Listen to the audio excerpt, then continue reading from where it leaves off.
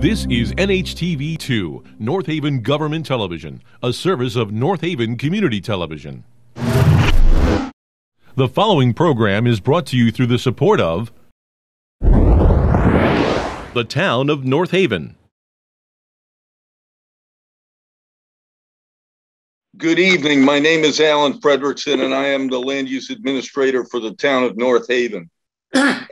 As indicated in the agenda for tonight's meeting of the Planning and Zoning Commission, the meeting is being held via video conference and conference call, and there is no in-person public access to the meeting.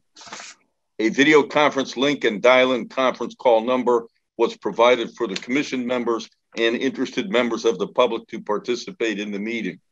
For members of the public who are listening, I would ask that you mute your phones if you're able so that we do not get any background noise.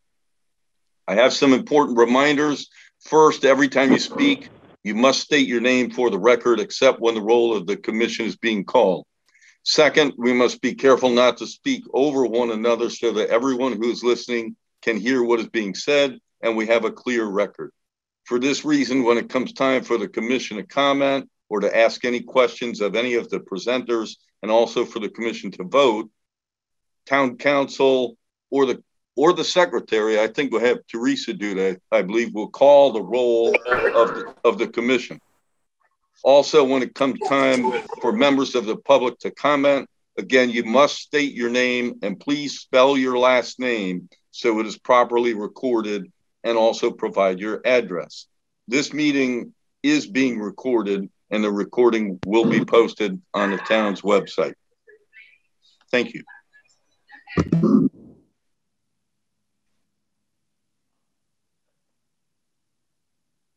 Vern, you're muted. Vern, you're muted. Well, that goes better. Thank you very much. Okay. Good evening, everyone. Welcome to the Planning and Zoning Commission meeting for the month of July 12th. This is a continuation that we've had for the Slate School, as well as a couple of very small items that we're going to take care of at this meeting. We're going to go directly to the call of the roll. And Teresa, you are going to do the call? Yes, sir. Okay. Okay. We want to introduce our... I will take care of that. I will take care of our land use administrator is Alan Fredrickson. Here. And our town engineer is Andy Bellavacqua. We also have with us tonight, Pam Miller is the clerk, is the secretary for the commission. And we have Jennifer Coppola, is town attorney. He is also joining us tonight. With that, Teresa, would you please? Sure. Roll call. Vern Carlson, chairman. Here. Richard Wilson, vice chairman. Present. James Giletti, regular member. Brian Cummings. Here. Joseph Salamini. Rod Williams. Here. Paul Wyman. Here. Teresa Ranciato-Vili, present. Okay. Vern, so do we want to go to? Yes, please. I want to go first. We want to take care of the one application that we have. You have it right in front of you. You can read it in there. Yeah, go ahead. Extension P11-39, 290 Washington Avenue, extension of 90 days. Okay, thank you, Teresa. Is there someone here to speak in respect to that? Hi, Vern. This is Jean Lewis, LEWIS with the North Haven Fair, located at 290 Washington Avenue. Okay, good, Jean. Thank you. You want to give us a rundown of what's been going on with the sidewalks issue that we've been trying to deal with for the fair? Sure. So this is in reference to the sidewalks that are to be installed along 290 Washington Avenue in front of the North Haven Fairgrounds. At the last meeting back in April, we were given a 90-day extension to move the progress and the process along. To date, the plans have all been drawn up. They've been approved by the town engineer and the state, and they have been staked out by the engineer with Criscolo Engineering. I do not know if they've come in now and looked at them again. Andy Bellavacqua, have you come back in to look and approve those stakes that have been placed in there at the end of last week?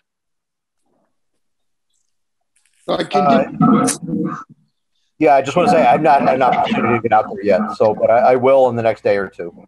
Perfect, thank you. So Vern, at this point, the plans have been approved. The sidewalks have been staked out. Once those are now approved by Andy, we will move forward with getting someone in or getting the process moved to start the actual installation of those sidewalks. Okay, that's very good, Gene. You have just a couple of questions for you. Do you have any plans to what contractor would be doing this for? At this point in time, the answer to that is no. We needed to make sure that everything was staked out and approved before we actually went and got a contractor or got bids from different contractors. So we will work on that next step once the stakeout's been approved. Keeping in mind that right now the contractors are pretty tough to get a hold of and pretty tough to get some of the supplies that may be needed, but we'll continue to move the process forward. All right, I don't know what continue to move it forward means. And so when are we going to have an idea of when this will be done? Because we're 3 months from last time. And now I saw the stakes. Somebody put stakes in there. I saw them. So what are we looking at? So at this point, Jim, the engineers actually came and staked that out last week. And as soon as they were staked out, I let Andy know that they were staked out because part of the caveat was with the approval of the plans that the stakeout needed to be reviewed and approved by the town engineer. Okay, so say he goes there tomorrow, he approves. I saw the stakes. He's not going to care where the stakes are. Andy, I'm not telling you about your job. So he approves it this week. Then what? So then we'll start getting contractors to come in and bid to get the sidewalks actually installed. Okay, so just by way of suggestion, and Vern, my suggestion is they come back next month to tell us when the job's going to be finished. Okay, very good. My suggestion. There's 5 of us. I understand. I understand exactly what you're saying, and let me get everybody in on this.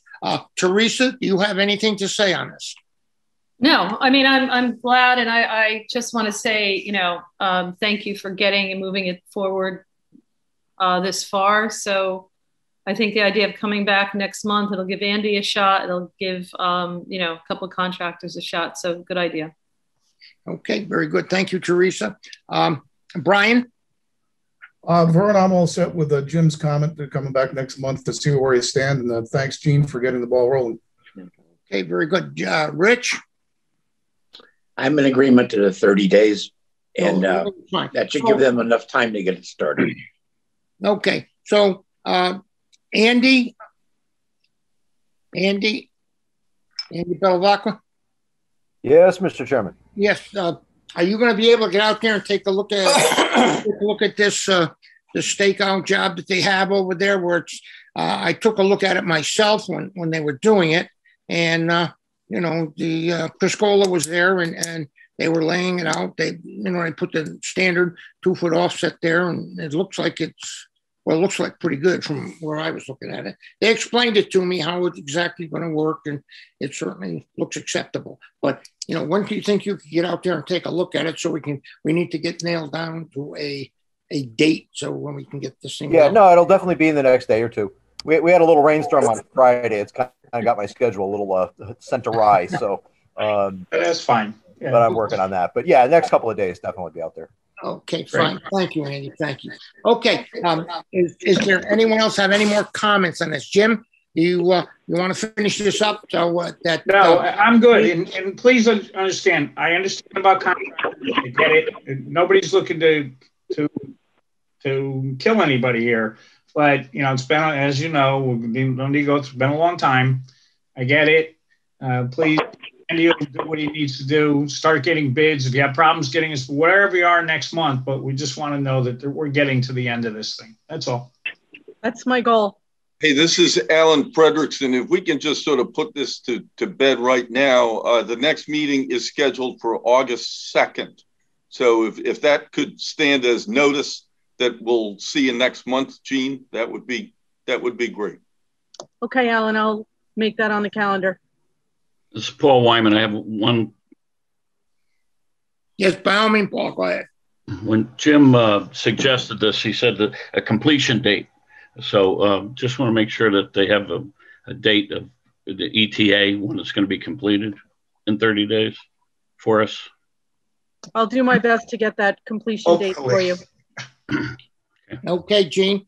As long as everybody's on board with this thing and understand what it is, it's an opening date, a closing date. It's a real contract. So if you could have that for us next month, Gene, it would be well appreciated. Okay. Is there anyone else have anything to say in respect to this? Nope, hearing none. Gene, thank you very much. Thank you, Gene. Okay, talk to you next month. Thank you. Okay. Okay, very good. With that being said, we're going to go right to Slate School, and the continuation that we had on the public hearing and the site plan. Alan, you think we should read this in again this month? We've read it in each month. Why stop now? No? Sure. Okay, well, that's what I was just going to, we'll try to pass that along. Teresa? Okay, public hearing. And we're taking it with the site plan. So public hearing P20-38S, continuation of the special permit application of Timothy J. Lee applicant, the Slate School Inc. owner relative to 5100 Ridge Road, map 97, lot 2. Plan entitled Slate Upper School, 5100 Ridge Road, North Haven, Connecticut. Planning and zoning submission prepared by Mylona McBroom, dated November 6, 2020. Scale 1 inch equals 20 feet, R40 zoning district. The site plan, P20-38. Continuation of the site plan application of Timothy J. Lee applicant, the Slate School Inc. owner, relative to 5100 Ridge Road, map 97, lot 2. Plan entitled Slate Upper School, 5100 Ridge Road, North Haven, Connecticut. Planning and zoning submission prepared by Mylona McBroom, dated November 6, 2020. Scale 1 inch equals 20 feet, R40 zoning district. Okay, Teresa, thank you. Okay, we're going right to the opposition here, and who would be coming up to speak first in this? Would it be you, John Parisi, or John Akinpora, or who would be up next here? Well, I think it's going to be John Parisi. Okay, thank you, John. And my name is John Parisi, P-A-R-E-S-E. I live at 25 Tokenique Drive in North Haven, practice law with Porto, Parisi, and Caldwell in 2319 Whitney Avenue in Hamden. I am here tonight on behalf of the owners of 5200 Ridge Road, the contiguous property, Gary DeSimone and Liz Nope.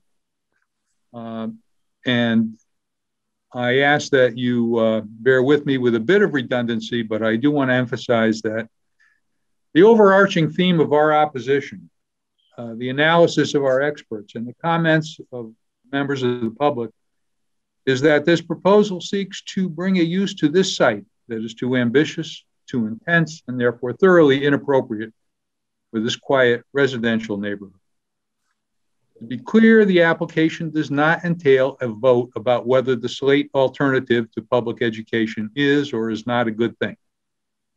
So even if one were to buy into the Pied Piper narrative Slate supporters presented during the 2 previous sessions of this public hearing, we still have to address the land use issues that are the essence of an application for a special permit under our regulations.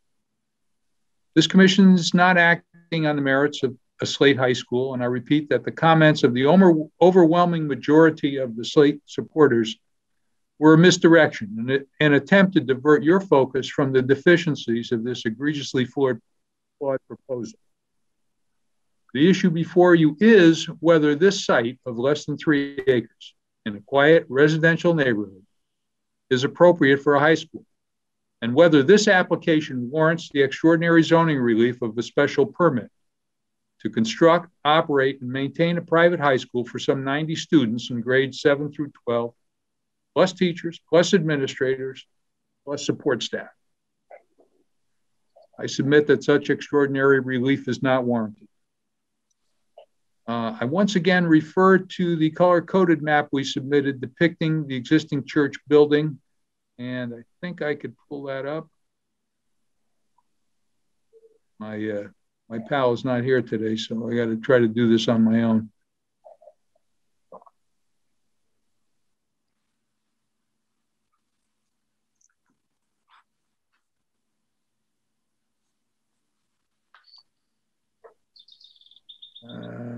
Are you seeing what I'm seeing? I'm seeing nothing at the moment except you. Nothing except me. No, that's no, just you, John. That's really unfortunate. I had such faith, John, that you were going to be able to do it. Yeah, I know. I got to get my granddaughter in here. Still I was wondering what John. grandchild was helping you. Okay. How do we do the screen share? John, it's Jennifer. The bottom of the screen, it should be a green button that says share screen. It's got an arrow pointing up.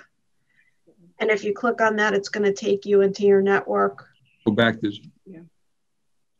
You do it. Where is your? Where you are in Zoom? No. Where's your Zoom? Okay. Share screen. There you go. All right. Which one is that? Color-coded map. Can you find it?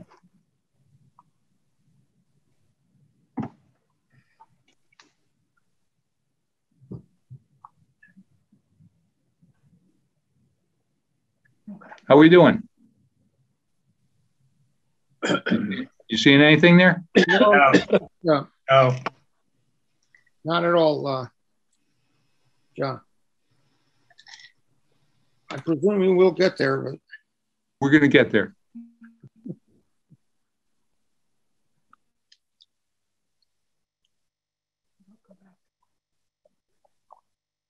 Here.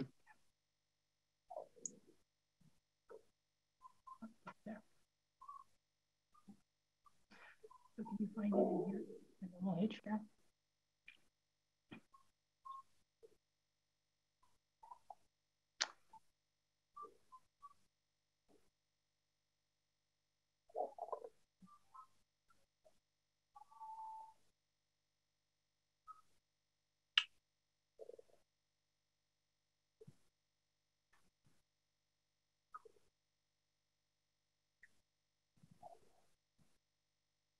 Be right back. I'm going to get my plug, but I can hear you.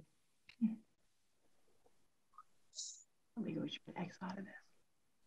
Yeah, X out of there. Okay.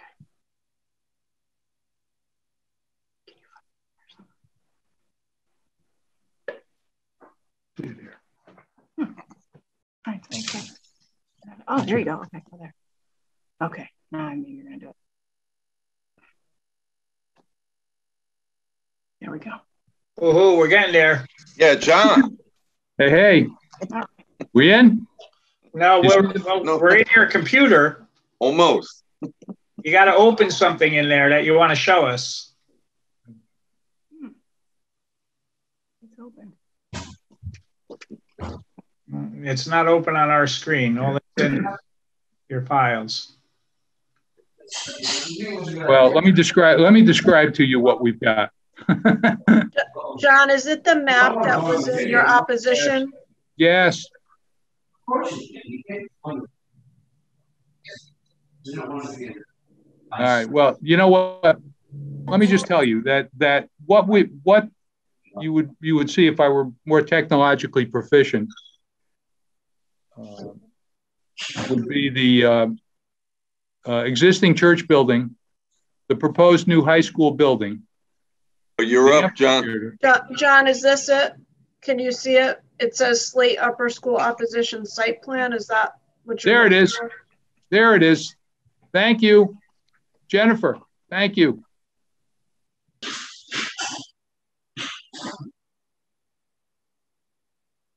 So we've got the new school the driveway, the parking lot, the walkways, the amphitheater, basically underscoring that this is just too ambitious and too intense a use of this site. Roughly 80% of the site is being disturbed or is proposed to be disturbed by the construction. And I want to get out of that and pull up my. How do I get? There he is. How do I get out of screen share? I don't know. Who is this guy? Hi, whoever just got on there, mute your phones or your iPad.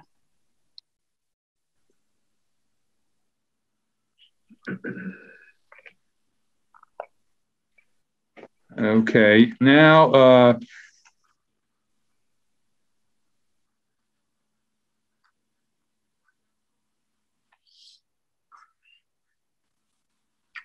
lost my outline. You're totally back out of it, John. Excuse me? You're totally back out of it. Okay. Yeah, the detention basin. And frankly, if the Mount Carmel Christian Church is no longer a viable use for the 3 acres at 5100 Ridge Road, perhaps the current owner should consider using the property for the residential use for which it's zoned. Even a 3-lot subdivision would be better and would better preserve the character of this area of North Haven as identified in the Plan of Conservation and Development. I'm really going out on the limb here. We're going to try to introduce some photographs to underscore some of the points that we'll be making. And let's see if we can get the screen share. Do this. Oh, yeah. Go ahead. Is it PowerPoint last year? Yes.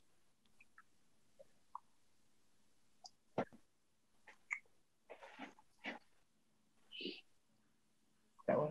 Yeah. There you go. Two. Okay. Yes.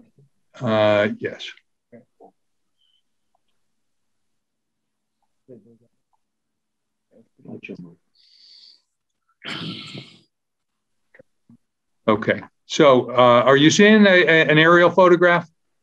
Yes. Yes. Okay.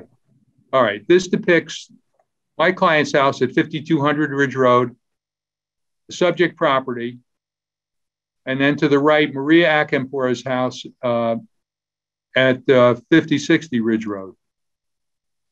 Another aerial photograph, and then toward the back of the property is John Akampora's house at 5100, looking west. Next is Gary's house in the winter. You're looking now at what the church property looked like on March 23. This is significant because as we go through, you'll see what it looks like now. This photograph depicts the view from Gary DeSimone's bedroom at 5200 Ridge Road, taken on April 25th. Foliage is in, and I think you can see is a pretty good view of the church property.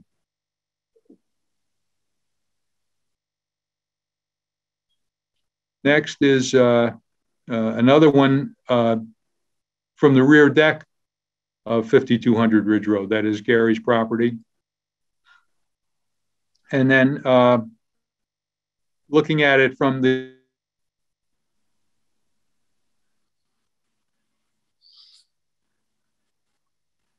John, you've gone silent. We can't hear your voice.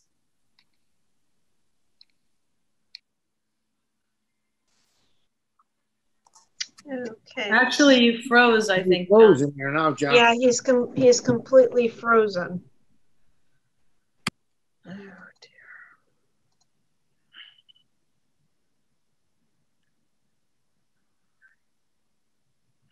John, if you can hear me, maybe get someone over there to give you a hand, get this thing rolling a little bit. Okay, can you hear me okay? Now you're there, yep. Okay. Yes.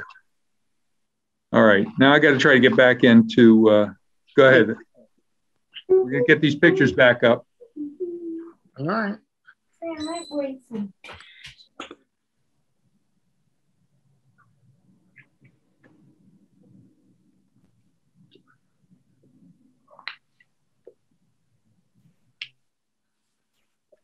If you can hear me, I like the meetings in person better.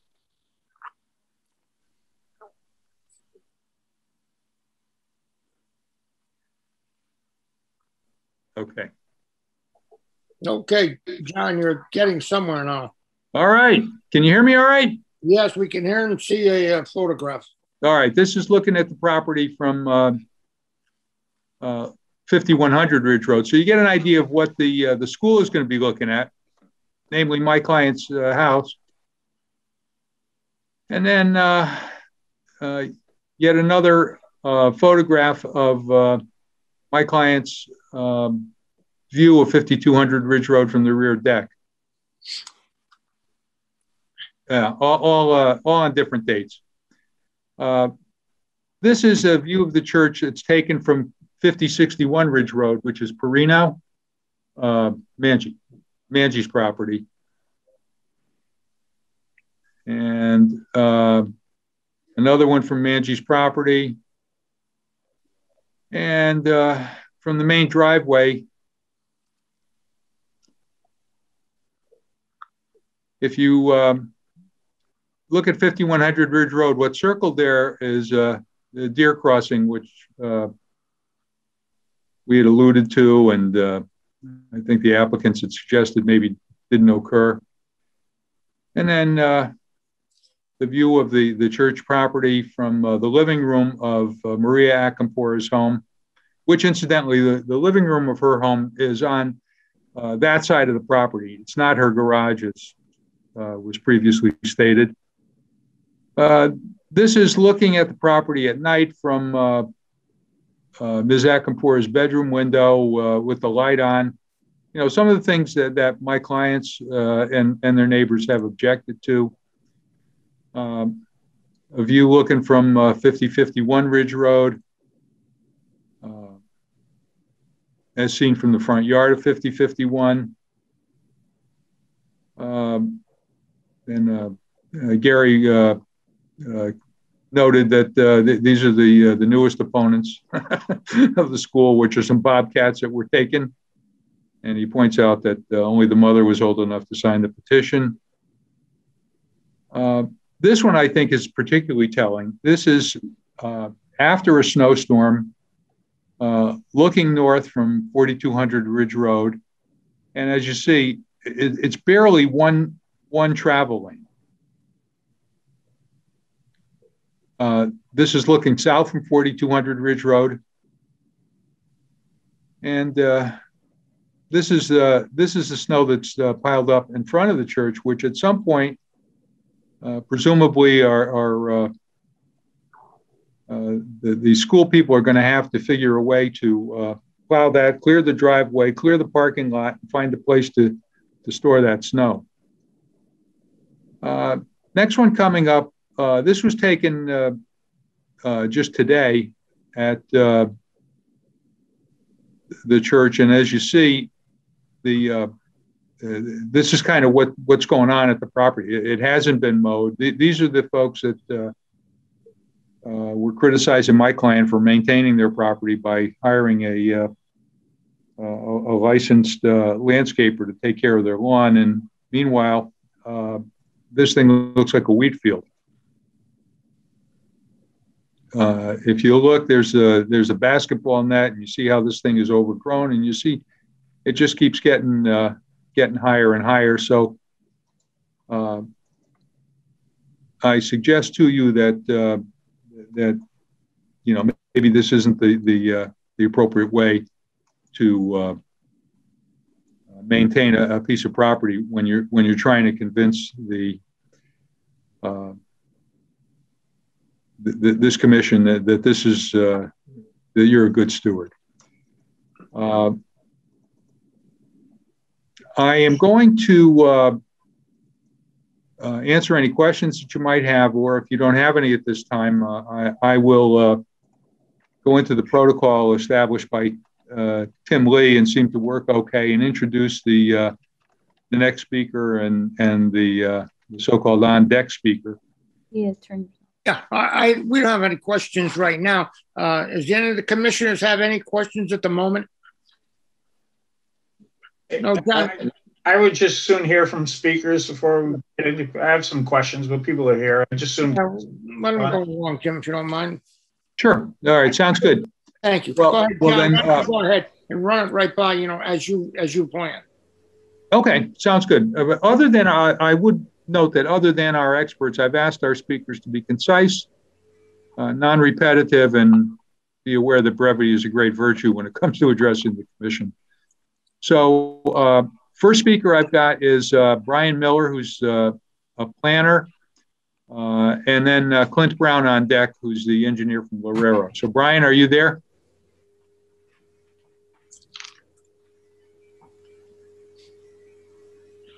Brian?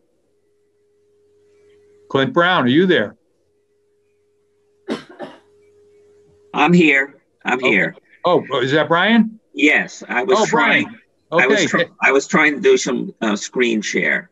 Okay. Well, by all means, take over, please. Okay. Thank you. I'm sorry. My name is Brian Miller. I'm a planner, professional planner with the planning group, the Miller Planning Group in Wallingford, Connecticut. And as I've talked to you before, I've been asked to speak, to present some testimony. Now I did, and I apologize. Actually, I know I'll do it faster than, but yes, here I am, and I'm trying to. Okay.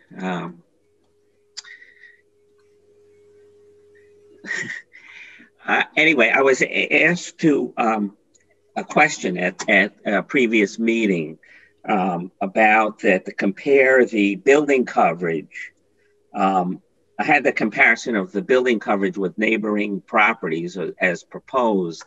And what came up was I put together a letter, and I hope it reached you, dated July 8th, 2021, in which I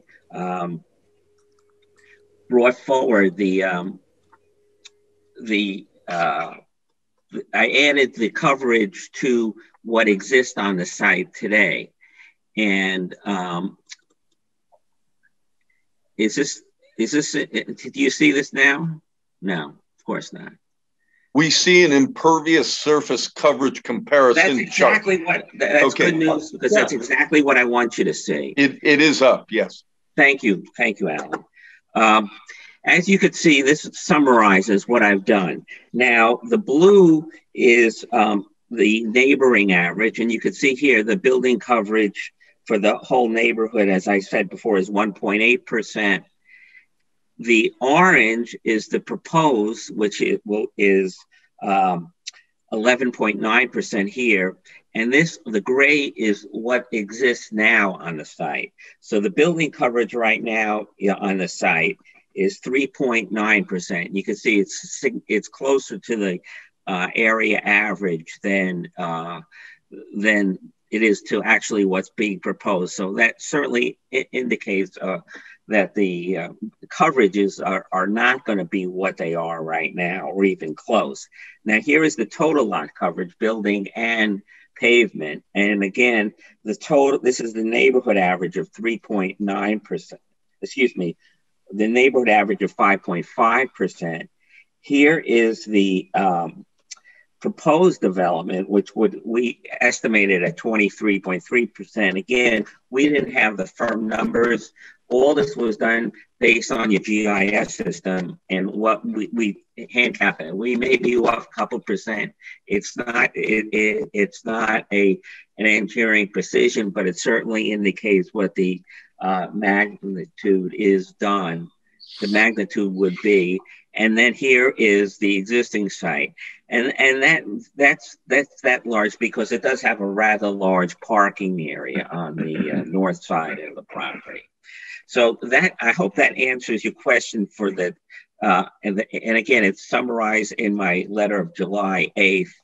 Now, one other issue I'd like to kind of go forward on this is one that was just raised by Attorney Parisi on the actual site that you were approving a site plan, not the all the wonderful things that were said about the Slate School. Planning and zoning deals with the physical character, as you well know, the physical part of the site, as well as whether that use is permitted. Now, I've been doing this for well over 35 years. And I've seen numerous times where a proposal, well-intentioned proposal, comes before a commission, and they say, you know, we're going to do this and that, and it sounds wonderful, and it's approved, and either sometimes it doesn't get built, sometimes it's partially built, and sometimes it's built and actually operates for a while, but then it's vacated. Again, I don't know what the situation is on the Slate School. I don't know what their financial status is. I don't know anything like that. And I certainly not question their intentions. But when you approve this, there's a lot of unforeseen things that could happen, both on their end as well as kind of on the societal end, that might change things. And we've seen that. We've seen that very recently. That really the society and the economy change in ways that none of us could have really foreseen 2 or 3 years ago. So what you might be left with, and again, I'm not giving what the percent of likelihood of this happening, but it is certainly a possibility that you will now have a school building, and if it's not used by the Slate School, then you're it'll be a vacant school, and any other organization can come in and use it as some sort of school. It doesn't have to be the same type, without ever getting any sort of permission from this commission. It'll be an established use, and as long as it fits the characteristics or the approval permit, it's something that you're going to have to accept. And again, I don't know what the possibilities might be, but they would be there.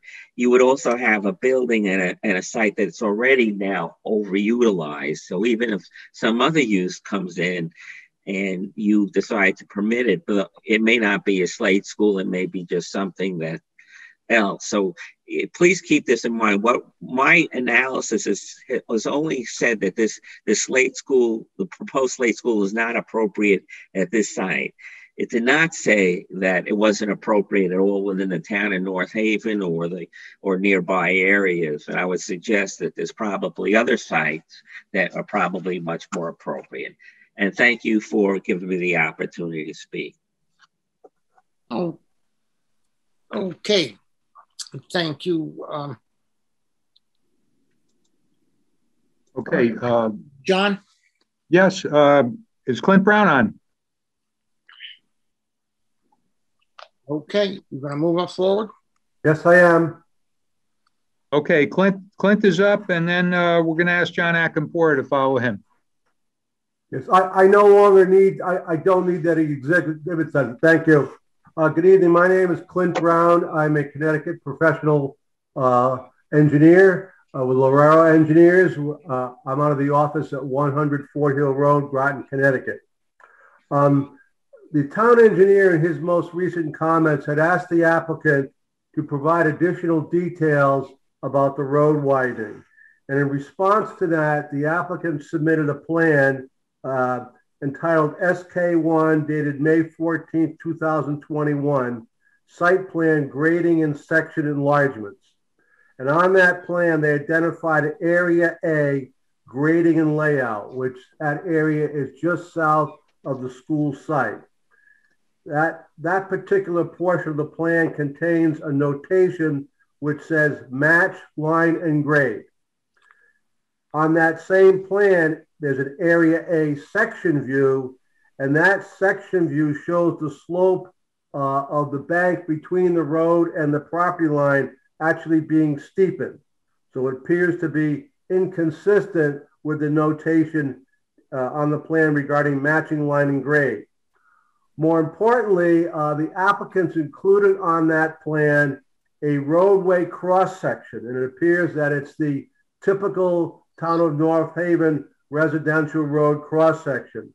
Shows things such as pavement width, sidewalks where appropriate, snow shelves, grading and things of that nature.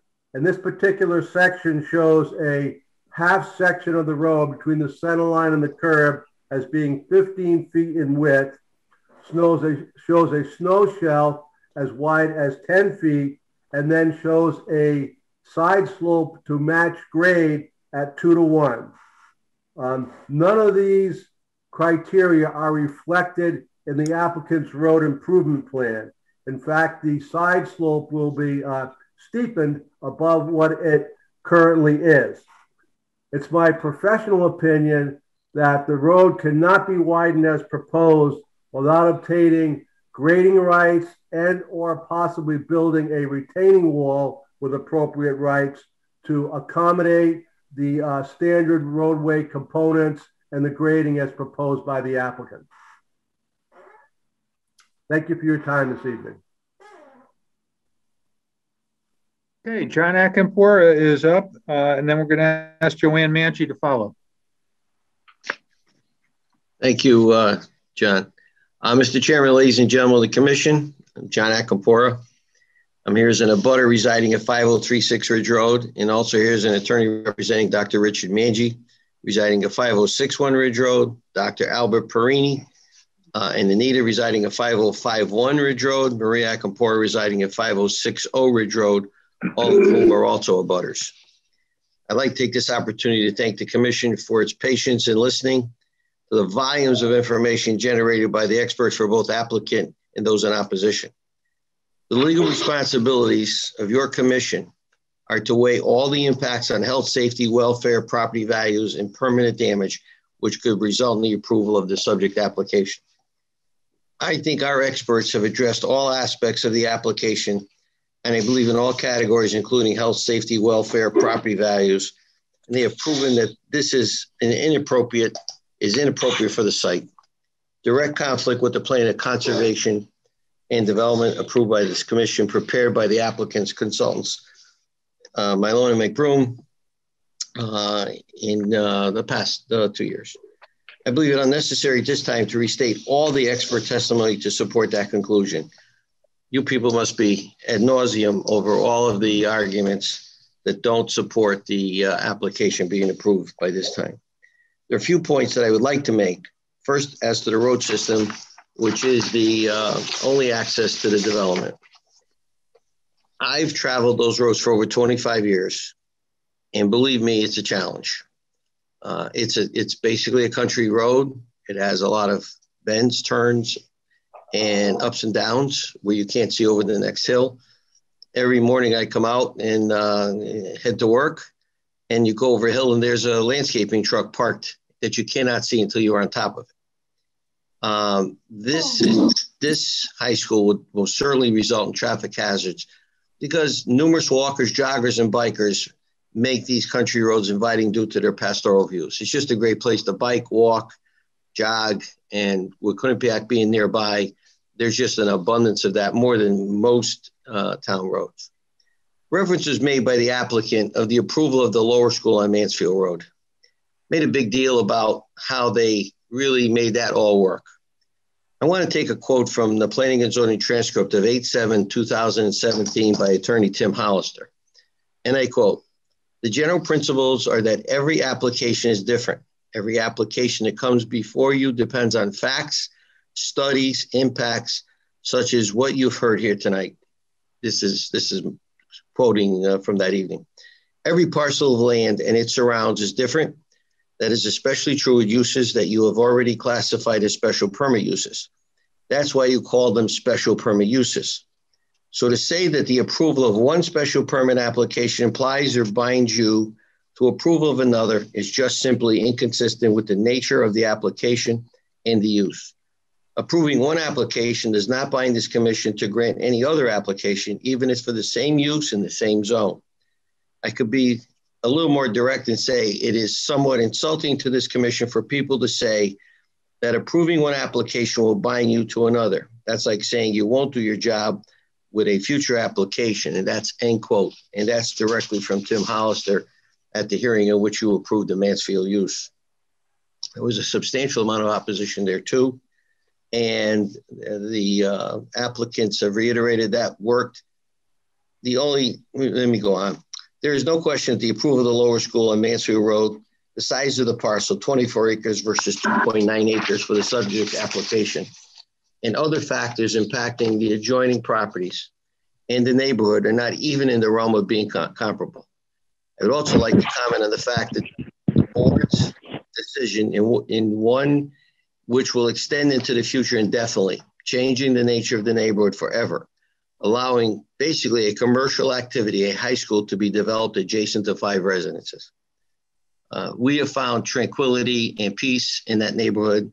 We're in a rural setting. We have great pastoral views of Sleeping Giant. It just isn't compatible with present tranquility that is enjoyed by the residences of the entire neighborhood. In addition, you have heard from legions of people praising the Slate's lower school on Mansfield. Few, if any, however, commented on the appropriateness of the subject location, and all of them have some personal relationship with the school or the school staff.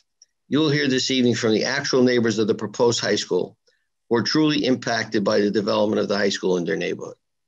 In reviewing all of the expert testimony and statements of the residents in opposition, when viewed in light of the North Haven zoning regulations and the plan of conservation and development, there is compelling evidence that you must deny this application in good conscience.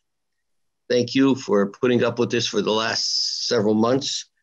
We hope you'll make the right decision because it is a permanent decision that will affect all of us and one that's basically not recoverable or changeable once it's done. Thank you again. And John, we'll turn it back to you. Okay, John, thank you. Well, yes, John, thank you. Well said. And I believe Joanne Manchi's on deck and Mick Martucci to follow her. Thank you. Joanne, you there? Yep, I'm here. Take it away. Okay, good evening, everybody. My name is Joanne Mangi, Johannemangi. I live at 5061 Ridge Road, and I oppose the application for the Slate Upper School at 5100 Ridge Road for obvious reasons and for some not so obvious. This is not Mansfield School. And I know that they spent a lot of time talking about how great Mansfield School was, and it may very well be, but it's apples and oranges.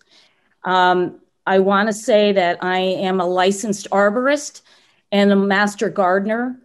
So when I mention the next few things, I can back it up with knowledge. I think that the applicant possibly misled the commission with the renderings of the school and how it would look from surrounding properties. They showed all deciduous trees, not all deciduous trees, but quite a few deciduous trees in full foliage. Of course, this would occur, but most of the months it would just be at best 5 months, and including 2 months when the school is not in session. The rest of the year, the foliage thins and disappears, or disappears. So a person standing on the proposed site will be able to look directly at the bedroom window and rear porch of the house directly to the north, which I find appalling. They also, in their proposal, they showed 8 to 10, which I thought was laughable, actually. They showed 8 to 10 foot evergreens on the downside. No, it would be I say the downside because it's the north side, but it's the downside of the property, the elevation. And 8 to 10 evergreens are going to look like shrubs to the neighbor that is the Simone that is at the north side. And it would take several years for those to have any significant cover. So I think it's important to understand the context in which this project sits, and that's extremely important. And I don't think it was shown accurately in the drawings. It's just like numbers. You can make numbers say whatever you want. You can make drawings say whatever you want. It's sleight of hand. I'm also an artist, so I know how that works. I also want to say some other things about the attributes of the neighborhood. It's quiet, relatively quiet. It's rural. There's a lot of privacy. Homes are well taken care of, above average in size, and they're all in good condition. And of course, we have easy access to everything. So what that means to us is it's a desirable neighborhood, but putting in a school is going to change it's going to devalue our homes. It's already been proven that that'll happen. It's one thing for a school to already be there, but for a school to come into a neighborhood's a whole different ballgame. And this is a private school. It's not as if it's good for the public for North Haven schools. And we do take care of our properties, and I have issue with what was said. I think it was at the last meeting, someone made a comment about pesticides that are used on our properties, as if we don't care about how we take care of our properties. And I thought that was a very irresponsible thing to say, because I personally employ an organic consultant who's well published. And I also have an organic care company taking care of the property. And I know that Gary DeSimone does the same thing. So I thought that was misleading, and it was, saying that we use pesticides as if we don't care about the environment. And that was totally false and misleading. So I think we are concerned about the market values in our neighborhood. And it's been shown that it'll decrease the appraised value 17.6% to 26.7%, which is significant. And I don't really think it's acceptable when it's due to private interests. If we're talking about the overall public of North Haven, I would say that's a different story. There's one other thing I just would like to say, and that is that I always look to the town to be protecting its residents and their neighborhoods. And this is a special interest group coming in. And I feel that it's kind of being shoved down our throats. And I'm really looking to the town to protect us as taxpayers. We care about the town. We've been in the town. I personally have been in the town since 1998. My husband's been even longer.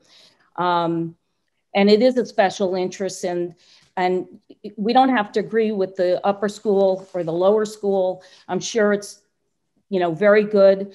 But they, in their own words, have said they do not even have a curriculum established. I'm not saying any more about that, because this is not about the school or their philosophy. This is about the appropriateness of the site in the neighborhood and how it will impact all the surrounding neighbors. So yes, I am opposed, and I hope that the commission will be sensitive to this and will deny the application. Thank you very much. Okay, thank you. John? Great, thank you, Joanne. Nick Martucci, are you there? And Dr. Perino on deck, please. This is Michael Martucci. I live at 720 Mount Carmel Avenue. My wife and I have lived here for 35 years. Although I'm in Hamden, I'm one of the closest houses to this property. Thank you for the opportunity to come before you to rebut the applicant's traffic reports. According to the applicant's traffic studies, Ridge Road currently sees approximately 35 and 50 vehicles during the AM and PM peak hours. The projected volume would at least quadruple vehicles in the peak hours. This dangerous increase in traffic volume would be traversing narrow, winding roads with sharp curves, steep grades, challenging sight lines, and an absence of options for widening the road due to limited available rights of way. Traffic is already a danger to joggers, bicyclists, and walkers, as I know from real experience. The danger is exacerbated even further in the winter when snow is piled on the side of the road, narrowing it further. As if the situation isn't already dangerous enough, you know it will be even worse if students, newly licensed drivers, were to begin driving to and from school. They claim that the northbound 85th percentile speed is only 33.7 miles per hour on the hill immediately to the south of the site where the data was taken. I can tell you from experience that a lot of cars and trucks drive much faster than 33 or 35 miles per hour down that hill. It's hard not to. You'd have to be riding your brakes. The M&M traffic report failed to evaluate traffic and sightline characteristics at the intersection of Ridge Road and Mount Carmel Avenue, just on the other side of 5100 Ridge Road. So we paid to have it done ourselves. And given the result of that professional study, it's no surprise that they would not mention this.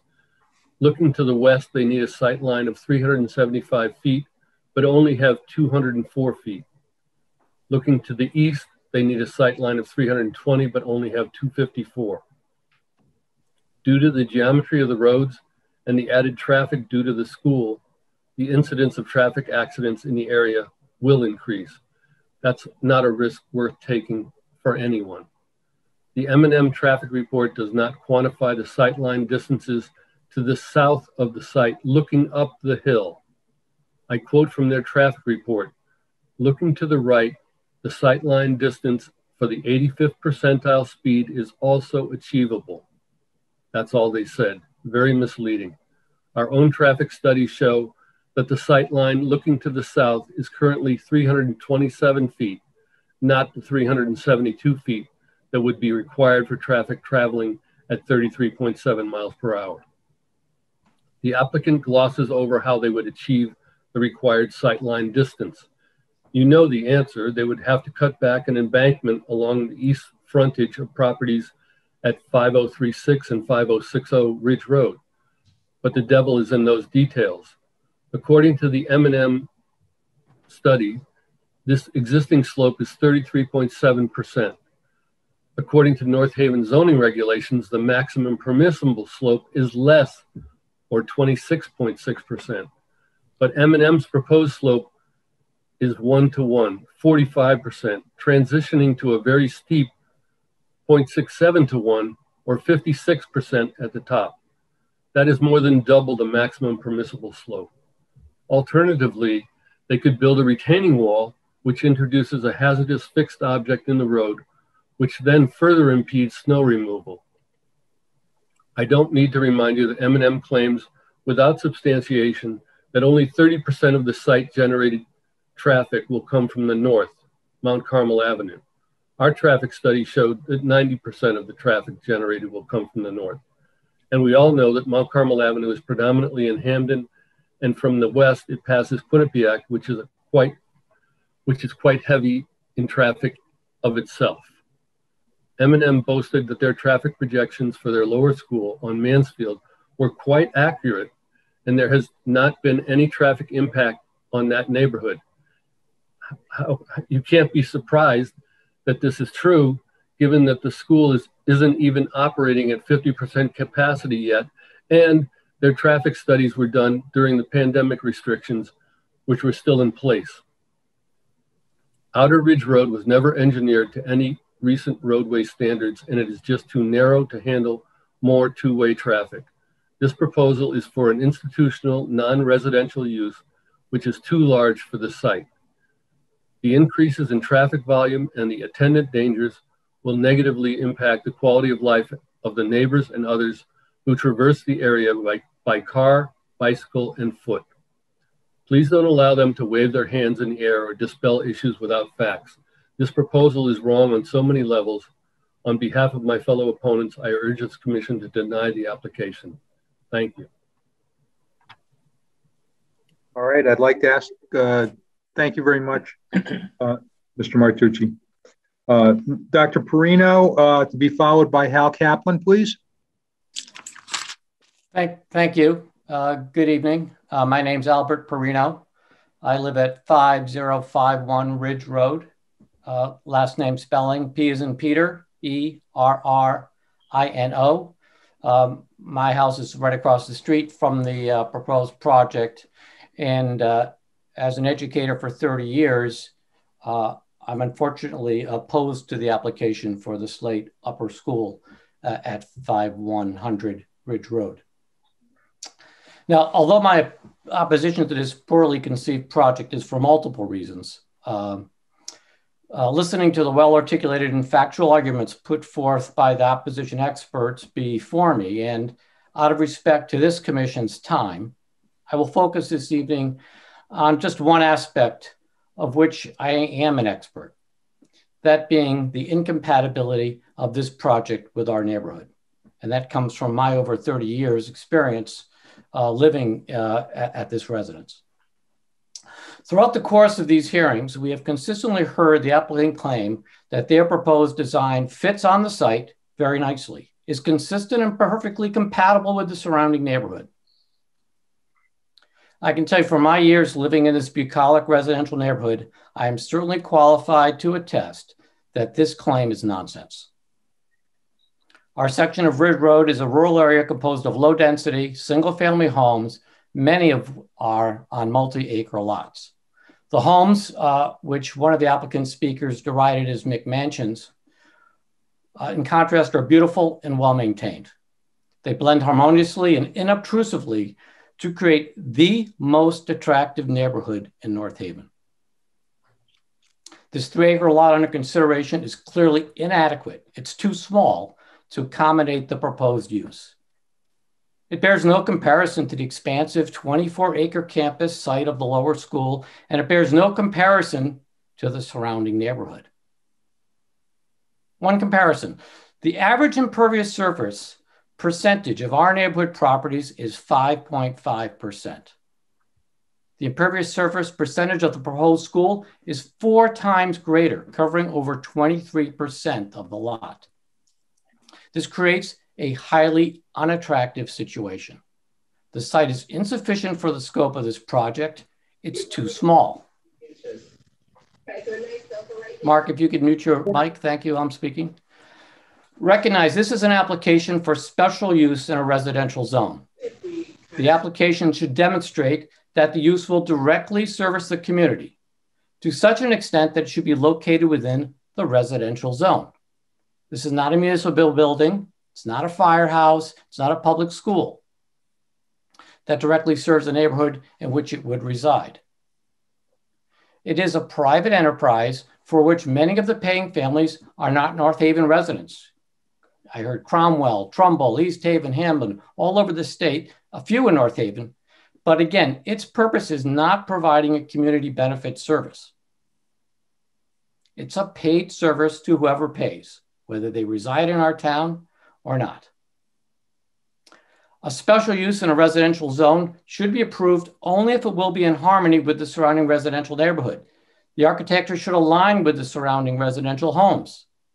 And the site parking and other non-residential elements such as walkways and lighting should be shielded from view with berms, buffer plantings, trees, decorative walls, etc. Instead, the project plan calls for the removal of almost all of the natural vegetation currently on the site, replacing it with inadequate vegetation buffers to screen the site from view. And much of the undisturbed vegetation that is there now and the front proposed plantings on Ridge Road are composed, as you heard, of deciduous trees that will not provide any significant screening during most of the year when they don't have leaves. Across from my driveway, they plan a destructive road widening against a steep embankment. Again, all this shows that there is inadequate space. It's too small for a project of this scope. The zoning regulations are silent on how many parking spaces this proposal should provide. The plan calls for 36 parking spaces. This may not be adequate during normal business hours and is also going to be insufficient to support larger events, which the applicant touts as a great benefit to the area. Again, the available space is too small. It's inadequate. And although the street is currently not designed as a no parking zone, any vehicles attending functions that can't fit into the designated parking lot will spill over into our street, into our neighborhood, further narrowing it and creating a more dangerous condition. Let's also be clear. The proposed school, including 90 to 100 teenage students, in addition to teachers, administrators, maintenance, and cleaners, will have intense activity that is not compatible with our rural residential environment. And the activity will be far above that seen by the 30+ students currently enrolled in the lower school and exceedingly far above that of any of our neighboring homes. And this small, inadequately sized lot facing on Ridge Road makes the proposed efforts to conceal this activity insufficient. For all these reasons, and those outlined by the opposition experts and residents, I urge this commission to deny this application permanently. It doesn't serve our community, and most offensively, it is highly incompatible with our neighborhood. The site plan is poorly conceived with 3 acres clearly inadequate. It's too small to make a project of this magnitude harmonious with our rural neighborhood. And I thank you for your time. John. Thank you, Doctor. And we'd like to have Hal Kaplan come up, followed on deck by a couple of letters that I'm going to read because the members of the public were not available for this evening. So, Mr. Kaplan, you there?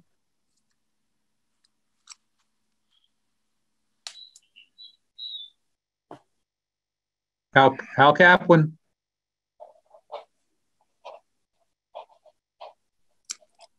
Well, I'll tell you what. I'll read the letter from John. Hey. All right. I'm sorry. This was not allowing me to unmute. Okay. You got it. Okay. John, his name and address. Yeah. Yeah, I'm gonna get to that. I promise. No cheating. Okay, my name is Harold Kaplan, Harold. Last name is Kaplan. And I live with my wife of some 59 years at 5005 Ridge Road, which is across the street and just down the road from the property that's under consideration this evening. My lot is approximately 3.3 acres in size, similar in size, actually a little bit larger than the applicant's property. Consequently, I recognize that the notion of accommodating a school, including grades 7 through 12, no matter how small the class is, on a property that size is ludicrous. I know that, you know that, and the applicants also know that, but they can't admit it. I'll explain that point to you in just a few minutes.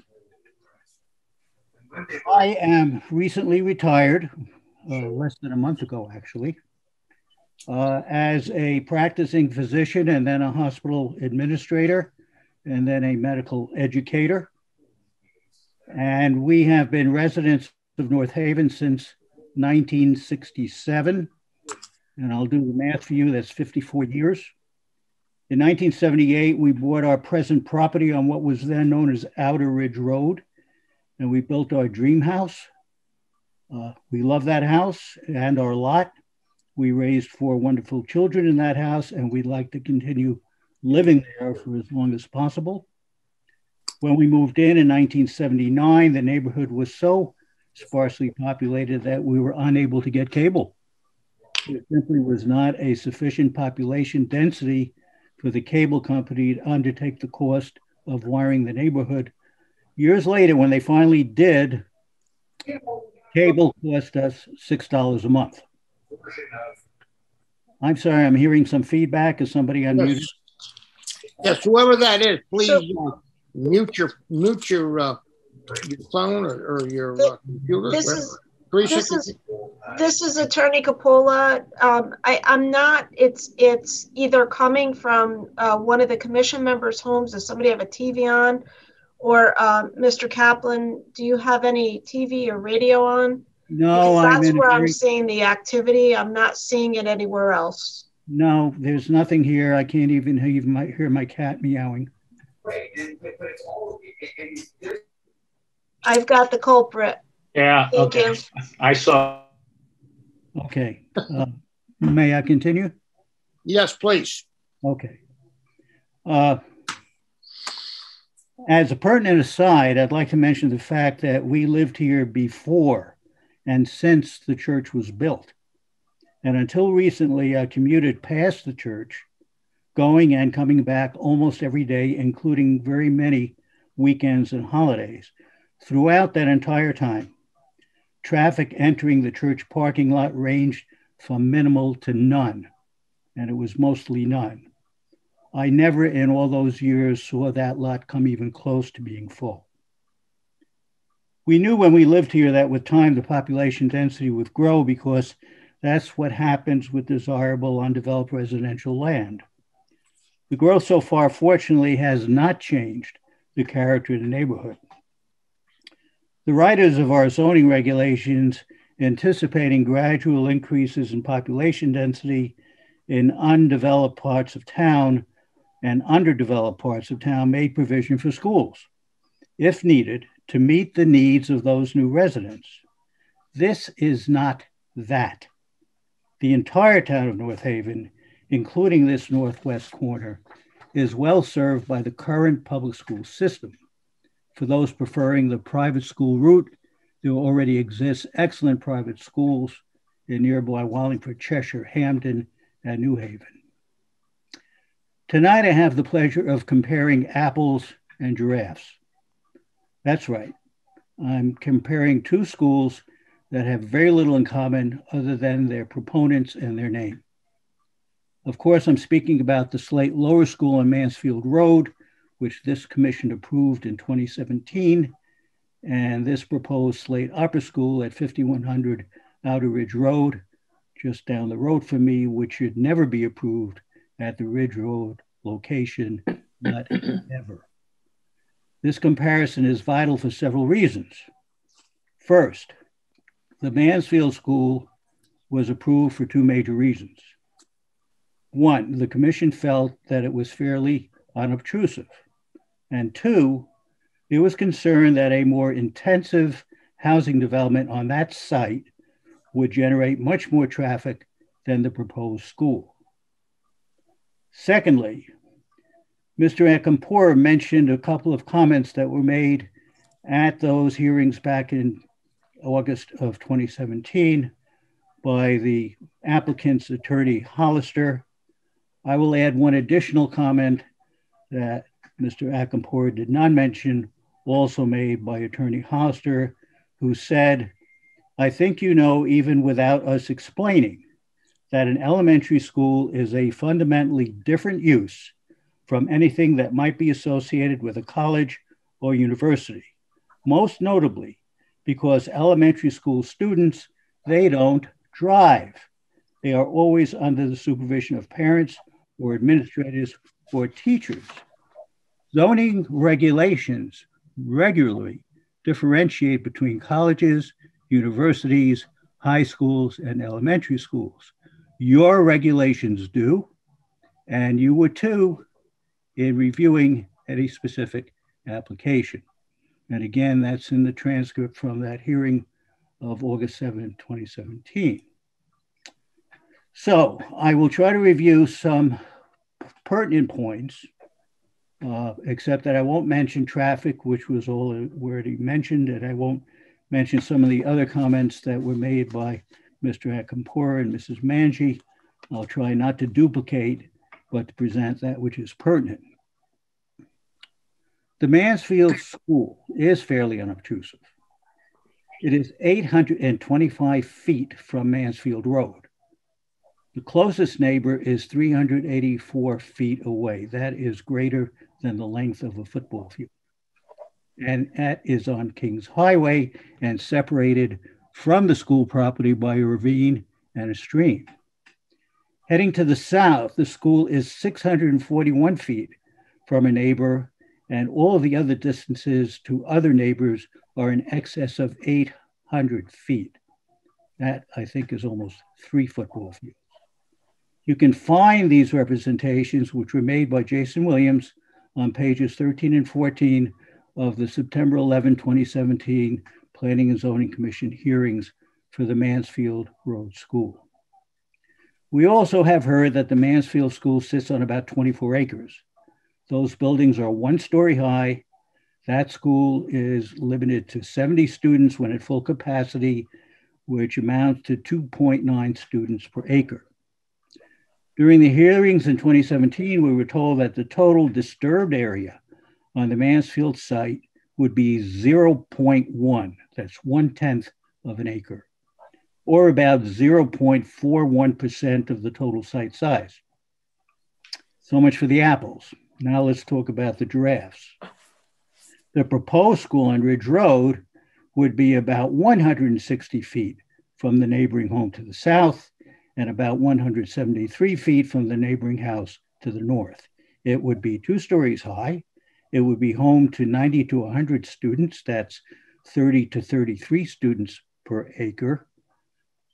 And it would encompass an area of 2.96 acres, of which 2.6 acres, or 87.5% of the total acreage, would be disturbed during construction. The applicant also claims that there's no light intrusion off either property. That might be true on a 24-acre campus where the lights are hundreds of feet from neighboring homes. It is not true of the Ridge Road site where the nearest neighbor is about 100 feet from the closest light poles. And to Attorney Hollister's points, the students at the lower school are all too young to drive, and they are constantly supervised by teachers and staff. It is likely that many of the older students in the upper school would drive their own cars, and they also would have a lot less adult supervision. So I say hooray for the unobtrusive Mansfield Lower School. But let's not make the mistake of thinking that this Ridge Road proposal is in any way comparable to its existing sibling site on Mansfield. I indicated earlier that the applicants know that squeezing a middle school and a high school into a less than 3-acre parcel is ludicrous. So why would they try to do that?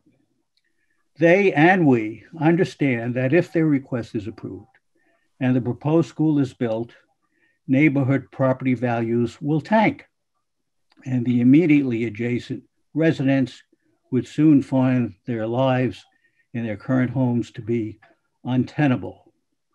They will then be happy to be bought out.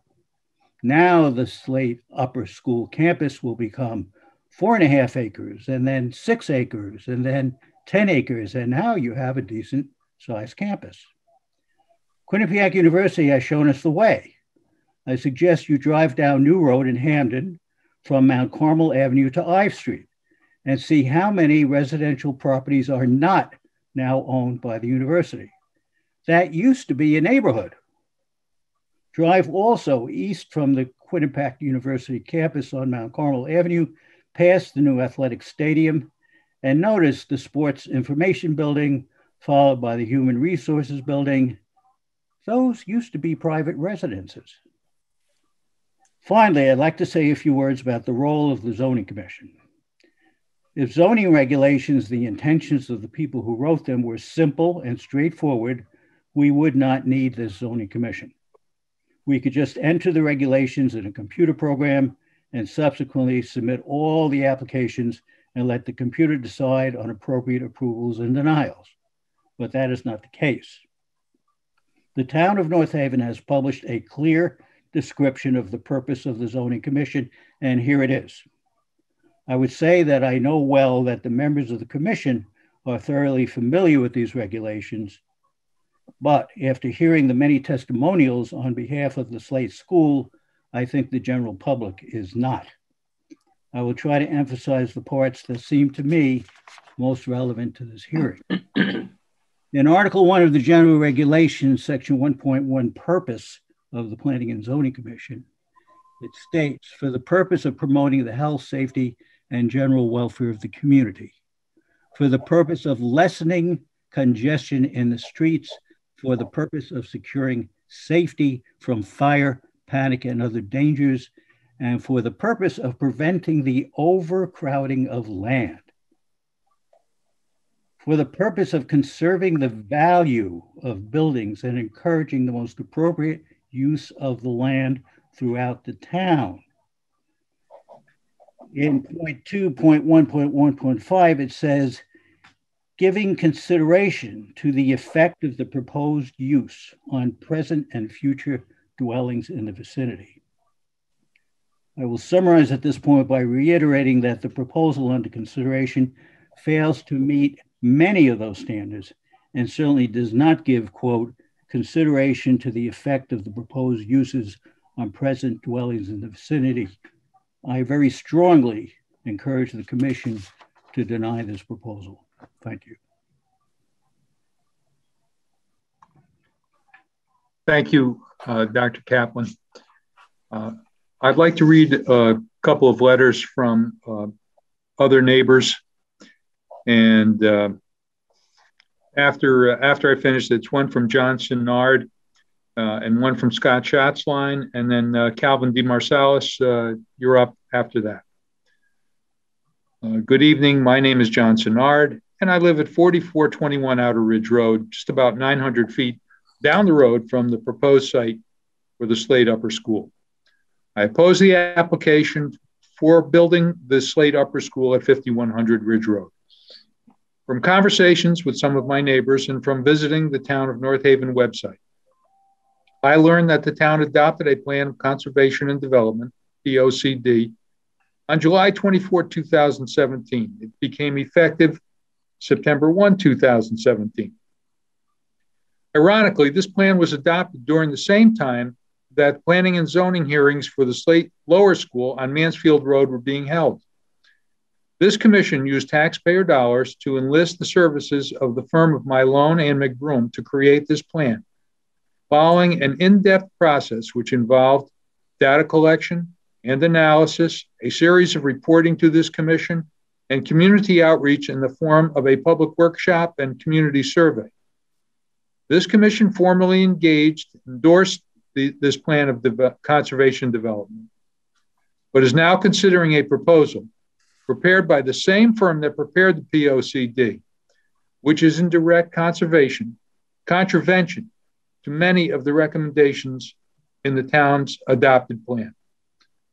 Among the many POCD recommendations that this plan ignores are managing sewer expansion areas.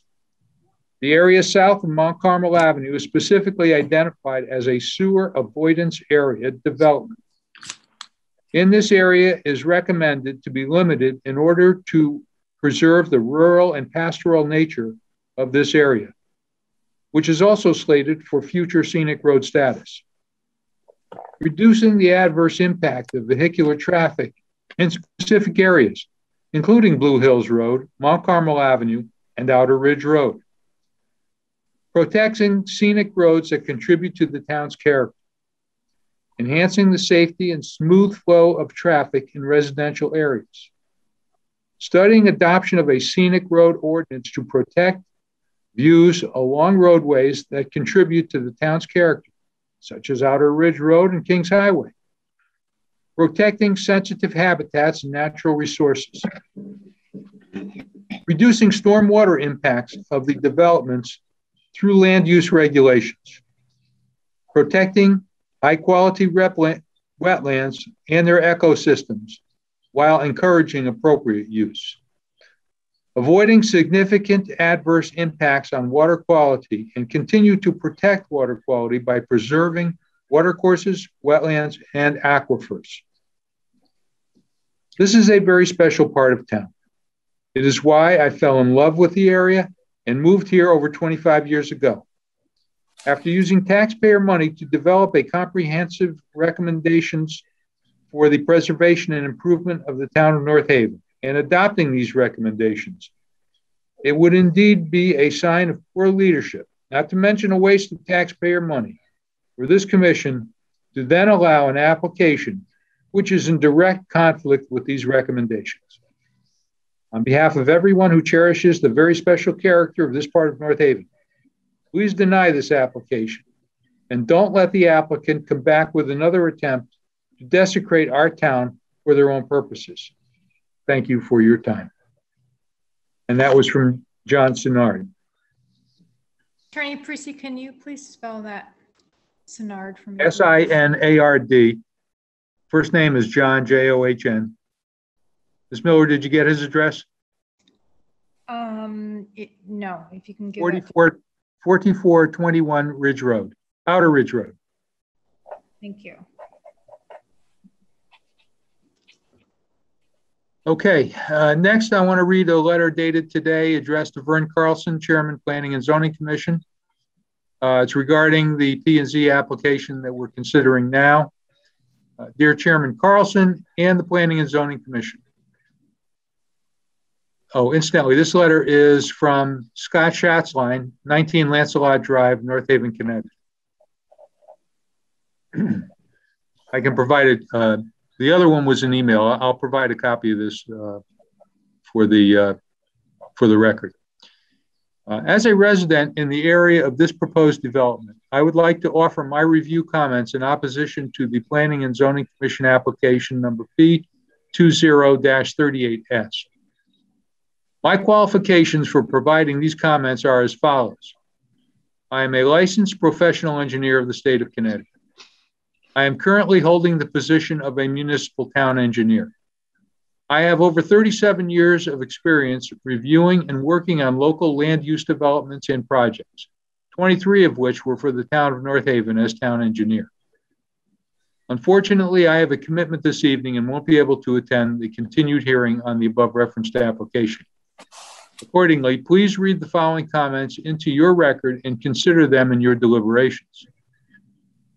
Noting that there has been testimony and submissions of professional review comments relative to traffic, drainage, and other technical issues in opposition to this application that I agree with and support on a technical level, I do not want to provide just more of the same comment. I do, however, wish to address a few items that I see as key issues that you should consider. A main issue with this application is the proposed use within a residential zone. My experience with this type of application is that there is a tendency to view a special use as something that is common and generally accepted. Why else is it potentially allowed for regulations? However, this alternate use, a specific type of private school in this case, and respective site development should be evaluated very carefully for its determination of need. Making a determination of need, that's your main responsibility. In order to make a determination of need, you first should think back to when the regulations were written and why the allowance of schools within residential zones was allowed in the first place. Back then, most families only had one working parent, one car, and limited resources. Schools had to be located so that students could walk to school and parents could have easy access. Additionally, school grounds provided other vital resources for the surrounding neighborhoods, such as ball fields, playgrounds, and open space. However, in today's world, there is no longer a vital need for encroachment into residential zones to provide for local easy access, or certainly for specific and specialized type of use and access specific to the proposed development of a high school. In fact, the proposed use could and should be more appropriate located in a transitional zone where the access and surrounding uses, infrastructure, and environment would be more suitable.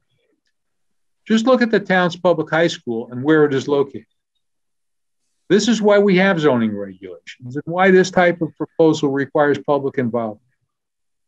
This application is not about the need for educational programs or popularity of this specific school. That is not the question. The question is this an appropriate location? And is there a specific need that this school be located at 5100 Ridge Road? My other main concern is that the roadway infrastructure is not suitable for supporting a school facility. Steep grades and resultant poor stopping distance within Ridge Road and the inadequate sight distance for Ridge Road / Mount Carmel Avenue intersection are conditions that cannot be addressed without major roadway reconstruction that would need to extend beyond existing rights of way. Something I've noted over the years is that the guidelines that are provided in the state traffic manual typically use as minimum standards. As an engineering traffic evaluation is also supposed to incorporate professional judgment to include adjustment to guideline distances and dimensions, standards. In this case, sight lines and stopping distances should be lengthened beyond the aforementioned guidelines to compensate for the existing steep profile grades, young age of many drivers, a major access route for college students, and non-compliant existing roadway conditions. The proposed application does not adequately address these issues. I hope that you consider these factors in your deliberations and reach the conclusion, as I have, that this application should be denied. Very truly yours, Scott H. Schatzline, P.E., 19 Lancelot Drive, North Haven, Connecticut. And this was copied to Alan Fredrickson, Land Use Administrator. So I will now ask that Calvin DeMarcellis pick up with Jim Riley on deck. Thank you. There you go. Hi, I'm Calvin DeMarcellis from 311 Hogan Road. I'd be happy to spell that for you if you need me to. Yes, please. Go ahead. The first name is Calvin with a C, C-A-L-V-I-N. Last name is DeMarcellis, D-E, capital M-A-R-S-I-L-I-S.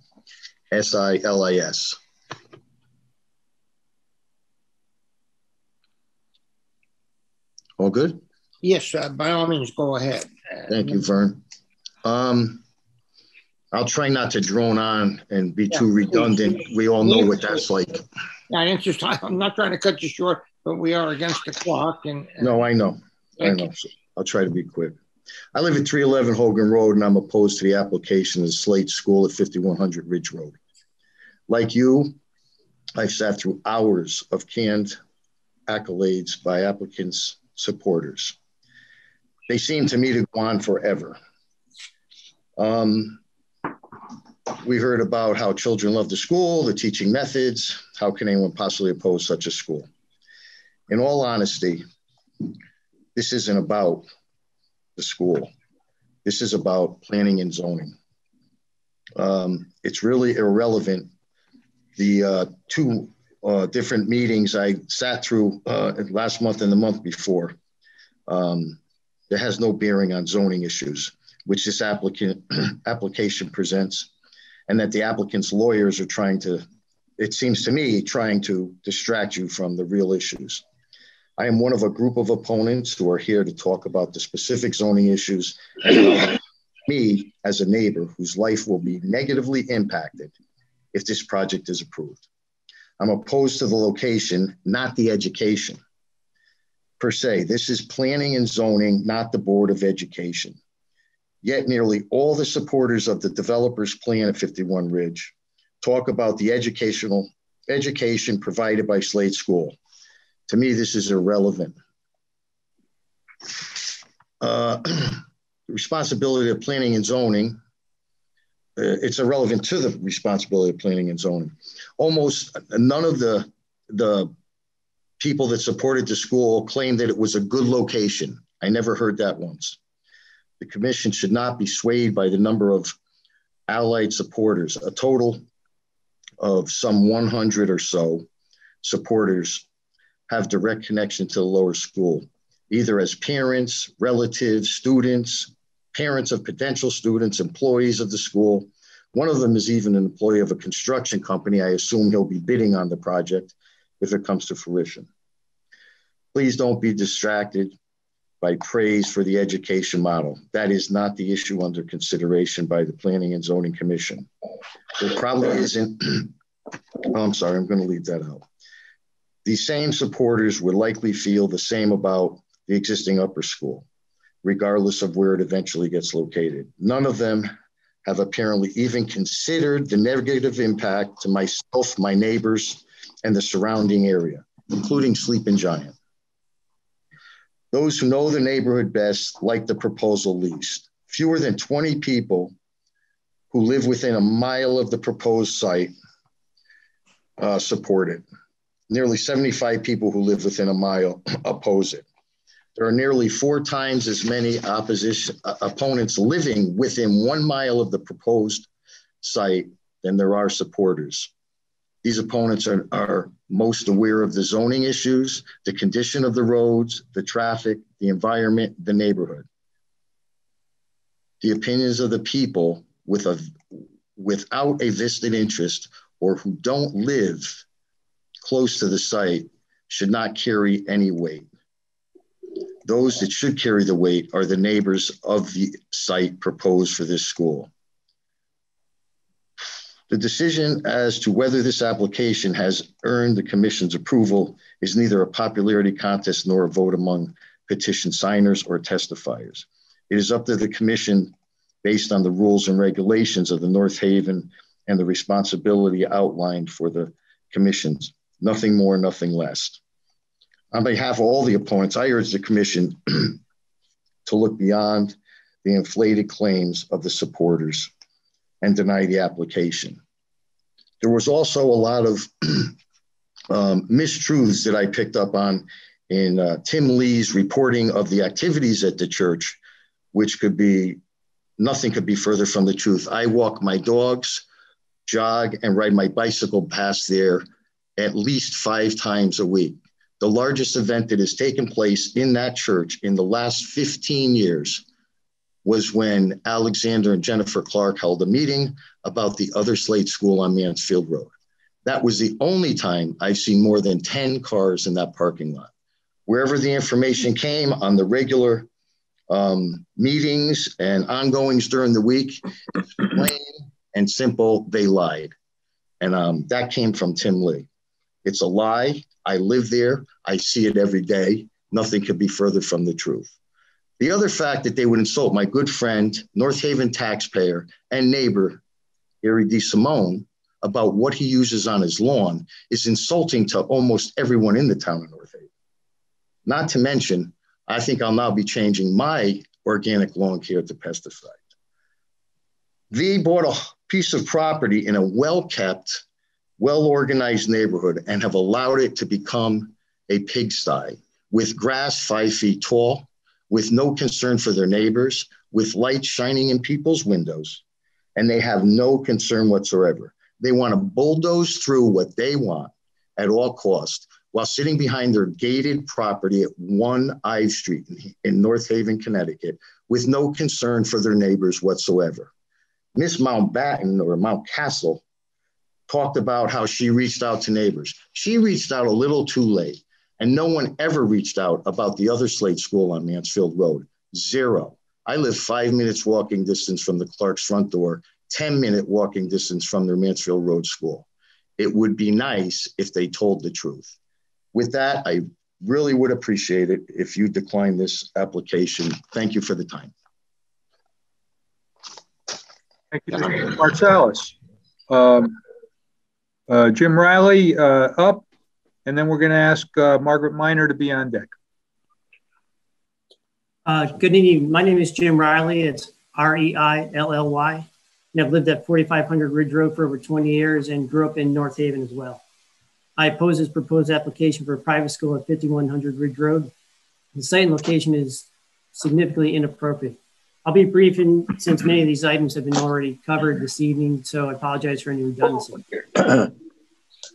Regarding the existing environment and wildlife, by replacing the existing meadow with a new building and pavement will not attract more wildlife and not improve on nature, as they mentioned, more so than the existing meadow itself. Regarding traffic, applicant traffic consultant said there would be no impact. This is just not feasible. My house is fairly close to the road and is pretty quiet in the mornings and is noticeable when the occasional car or bike goes by. I personally counted traffic in the morning between 8 and 9 a.m. on several days. The range is between 16 and 30 cars, fairly evenly paced over the hour. Adding 90 plus cars in the morning and afternoon will have significant traffic impact, especially increased noise and risk. More than tripling traffic will have serious negative impact. For comparison, I counted cars one day at Upper State and Harvard Turnpike about the same time. There were over 400 cars with 40% of traffic between 8:15 and 8:30. This seemed to correspond with the start of school at Green Acre School. I assume there will be an even higher percentage of concentration of traffic at 5100 Ridge Road right before school starts, since the sole source of additional traffic will be for those attending the school, causing a level of traffic unsafe for these rural roads. The traffic animation, which was shown, was briefly shown and depicted a low flow of cars only at the driveway. It did not depict the more critical sections, such as between the driveway and the intersection of Mount Carmel, which is very tight bend and requires cars to slow when they are passing in opposite directions. This is highlighted by a telephone pole at that location that has chunks missing from being hit by truck mirrors because it's so tight at that bend. Regarding pedestrian activity, from personal experience, there's not enough room for pedestrian and a car on this section to coexist without the car having to cross the line. From the top of the hill to Mount Carmel, there's no room for a pedestrian to step off the road for safety in most places when the car approaches. Lastly, just want to say approximately 40 people live on Ridge Road between Blue Hills and Mount Carmel. The proposed school population will be at least 2.5 times that on only 3 acres. Yet they say the school will be beneficial to the neighborhood and there will be no impact. There will definitely be detrimental impact if they are allowed to build. This application should be denied because the proposed site and neighborhood roadways to the property are drastically insufficient for the proposed change of use and the proposed population. It will significantly reduce the safety along this narrow stretch of road and have significant negative impact on the rural character of this long-established quiet neighborhood, especially for those who live along this stretch of Ridge Road in Mount Carmel. Thank you. Okay. Thank you very much, Jim. Margaret Miner, are you on? I am on. Right, and then before you do that, I just would like to have Alicia be on deck, okay? Okay, so I have a quick video here to show that I exist, but I'm going to go back because I want to read and you'll just see the top of my head.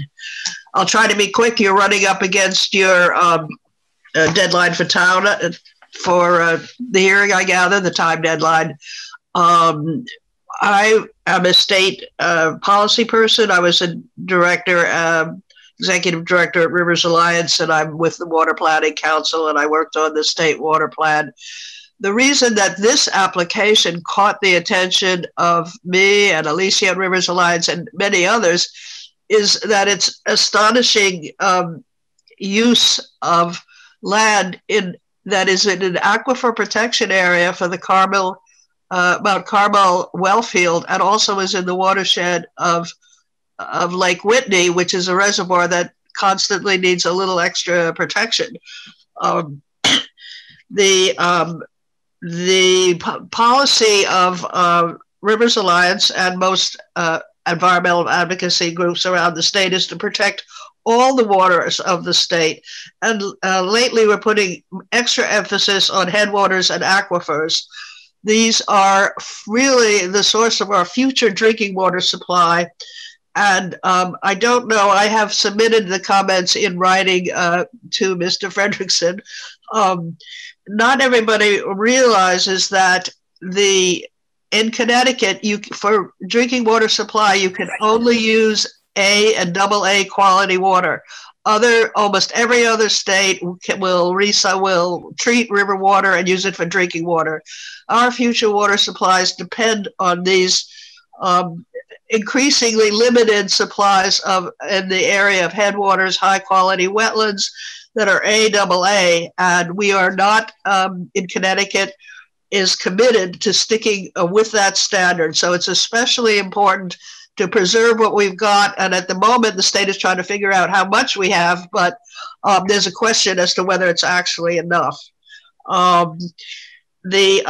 give and will quickly review the state policy and planning policy plans that align with your your policy plan. So if you go from the state water plan to the state plan of conservation and development to the North Haven plan of conservation and development and to your zoning regulations, there's a consistent, and I won't read all the excerpts, but there's a consistent commitment to protecting high quality waters, natural areas, river and stream corridors. This is state plan of conservation and development. Your plan of conservation and development, which particularly references the area south of Mount Carmel Avenue, and says that development in this area is recommended to be limited to preserve the rural and pastoral nature of the area. I think that was written by, drafted by Malone and McBroom, which they, should have a big sign up when they're testifying with this language. And your zoning regulations, and which refer to minimizing any potential impacts on the environment. It is a great thing. What we look for is to have this consistency of policy from state right down to local, protecting our existing waters and our future waters. Unfortunately, these policies are not effective without implementation. And the implementation has largely been left, I think somewhat unfairly, has been shifted over to towns. So we have policies and policies, but the layers and layers of good policies, but it comes down to local commissions to actually implement them in a way that meets the policy goals. And that I feel is somewhat unfair, but I emphasize that you are, in fact, the de facto stewards of the high quality waters in this town. There's no one is going to come in and help out. I also, you also have in your Aquifer Particular Regulation X, a reference to the storing of de-icing chemicals, and I will say a little bit about the problems associated with de-icing materials, which we're just beginning to realize are associated with the elevated salt levels in water throughout New England.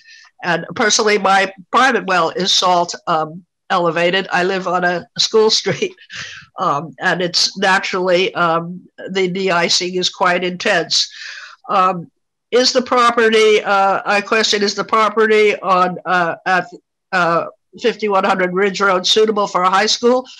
I think you all have made the point, but from strictly from point of view of water protection, the amount of impervious surfaces and land disturbance basically guarantees some kind of impairment of the waters. That's just a excessively intense use of a limited area. You have a septic system, a community septic system is suggested for 2 buildings. Community systems are based on traditional septic and they can work well, but as they get bigger, they need professional monitoring and maintenance, which my experience at homeowners associations or other organizations that aren't the actual living there don't always keep up with the required maintenance. But schools are particularly difficult in managing septic systems. A septic system should have benefits from a regular flow. Schools are notorious for their uneven flows. Maybe 2 or 3 weeks vacation or summertime where there's almost no flow, and then comes Monday morning and everybody is in the school and flushing. It's exactly exactly what you do not want, what's difficult to manage when you're thinking about a septic system. In terms of the septic system also, and other impacts on water quality, schools use more harsh chemicals and corrosive chemicals than most residences. They're cleaner, I suppose.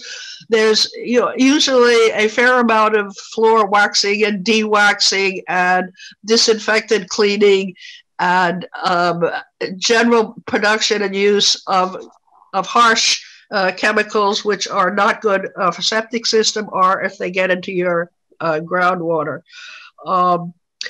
the parking area, a parking area is large, as you all have pointed out. It will require a lot of de-icing, as will the access roads. There, anytime you have a large parking area, you also have those little fuel spills. You see the little, the little gleaming on the ground, and then given the likely rush of traffic in and out, there are bound to be some fender benders and maybe a slightly bigger spill associated with that. I can't help but agree that the safety issues, that's really not my issue, but the idea of middle school and high school parents and students all dashing in and out late for school. We have some kids that drive over up to 70 miles an hour on their way to our high school here. So it would make me nervous if I were there, but mostly I would be concerned with spills. Finally, there is the question of the 100-year storm standard, which, as discussed, started to be discussed in the Water Planning Council. The science shows us that as a design standard, the 100-year storm is not adequate for surface water management. And I can give you probably have read the science, but I'll give you a couple of references. The National Regional Climate Center at Cornell estimates that storm events. Hey, Margaret. Yep. Margaret, I'm sorry to interrupt you, but you got to start wrapping it up, okay? Can I do it? I'm on my last words. Yes, please. Oh, great. Perfect. Thank you.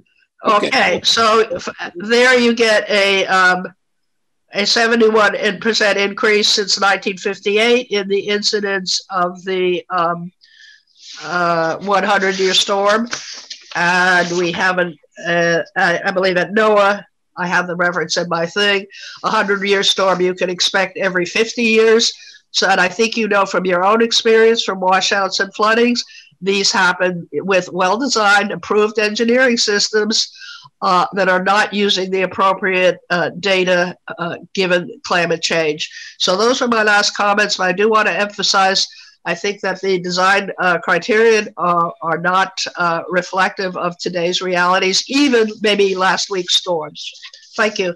John, this is Teresa. I just want to say I don't think that Ms. Miner gave her address. Oh, sorry. I'll give where I work, 7 West Street in Litchfield.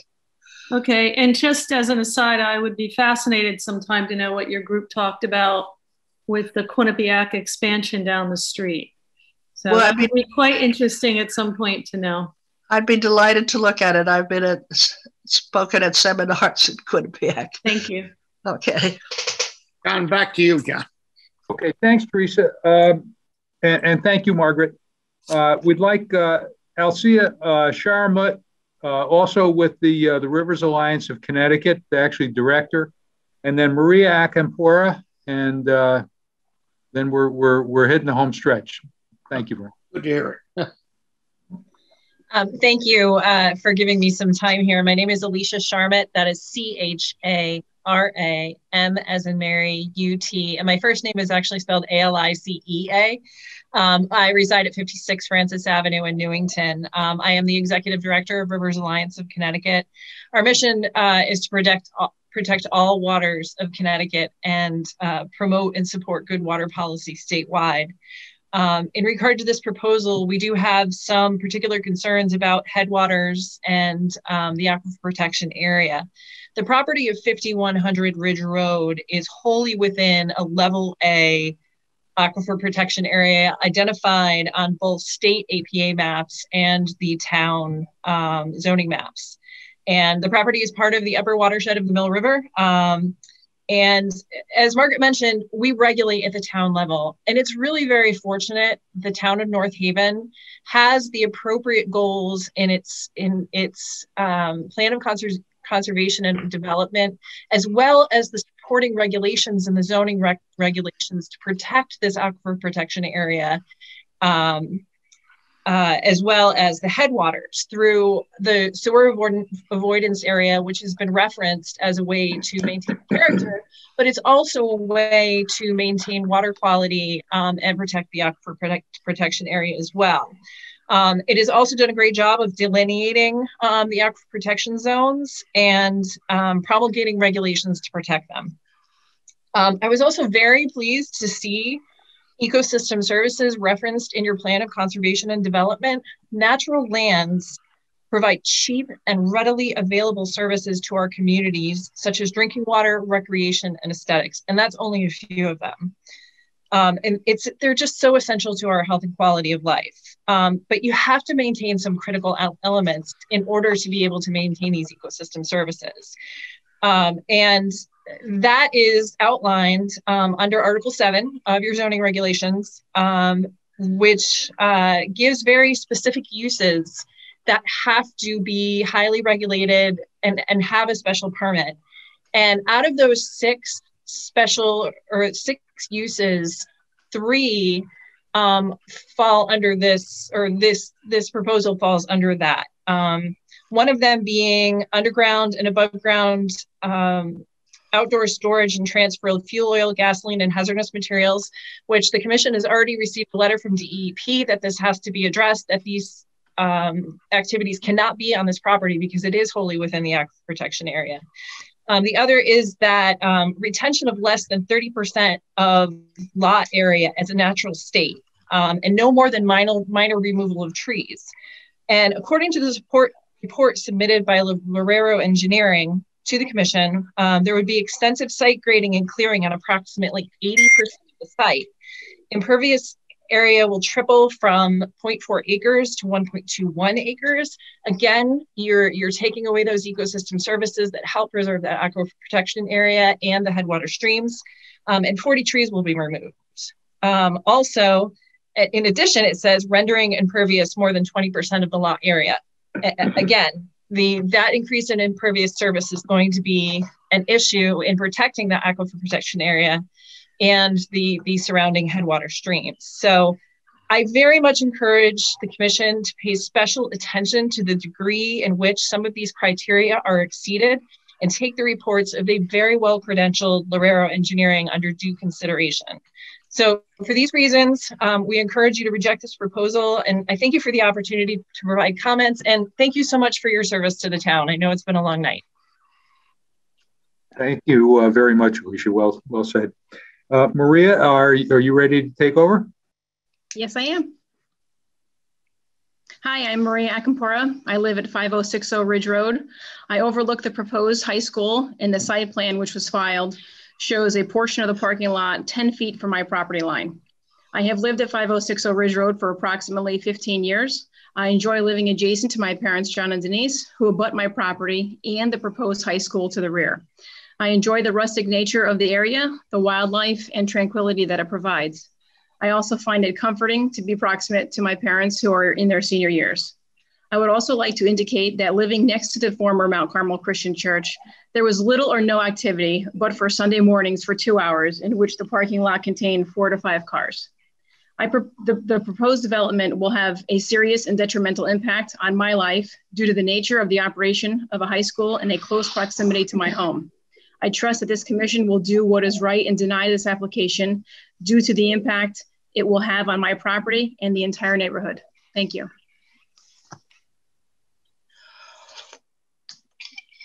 Thank you, Maria.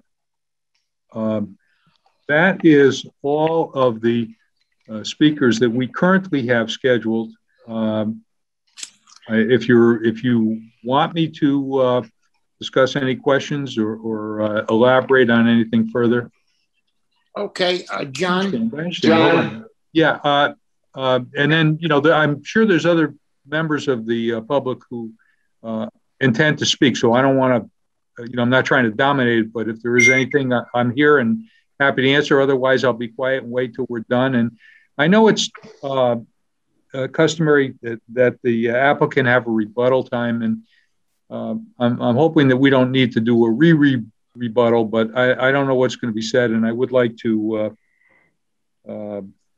ask that the commission give me some time after the applicants finish with their rebuttal, and hopefully it won't be anything, but I would like, I don't want to close the door on that. So with that, if there's anything I can answer, I will. If not, I'll just be quiet and let other members of the public speak. Yeah. John, this is Ken Henrici. I'd like to speak. Well, yeah, you have to talk to the chair. We go right ahead. Okay. Okay.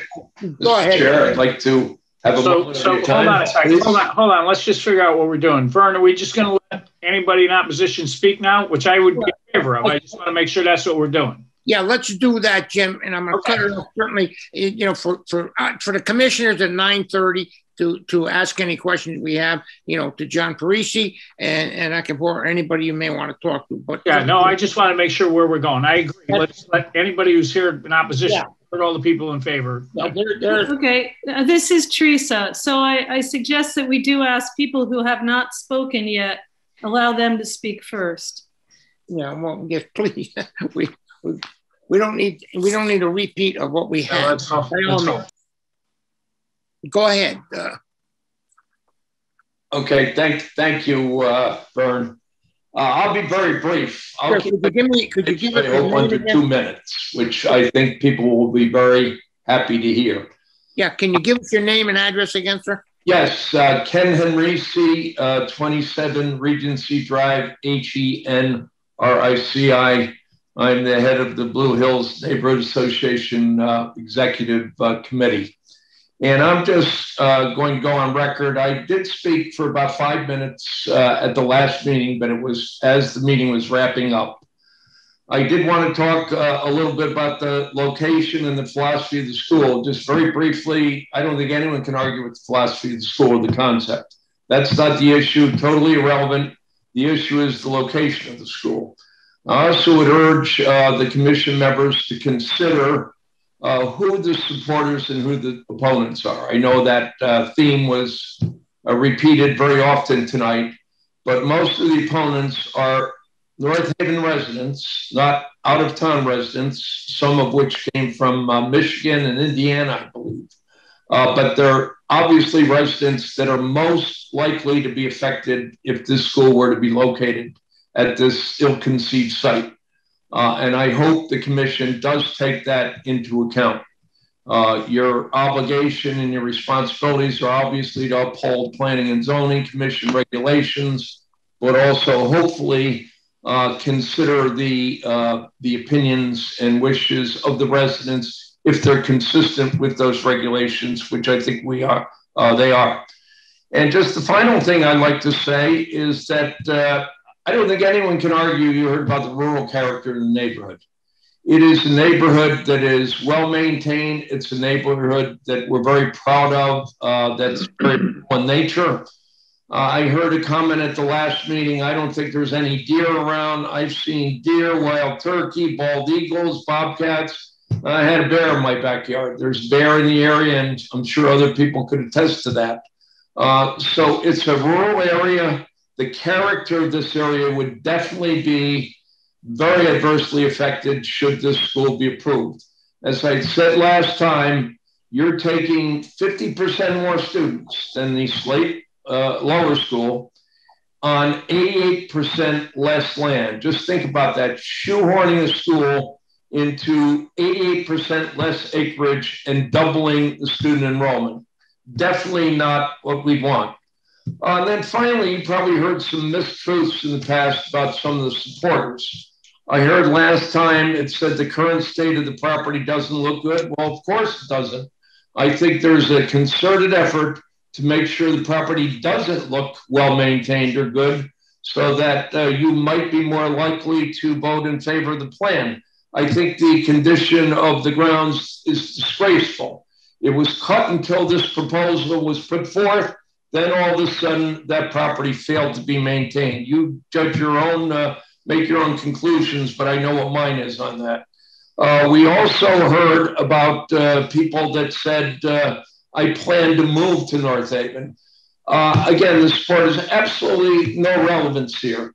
First of all, if you want to move to North Haven, that's your choice. That has nothing to do with the issue here. And one of the supporters even said, I plan to move to West Haven. So I even think he had his towns confused.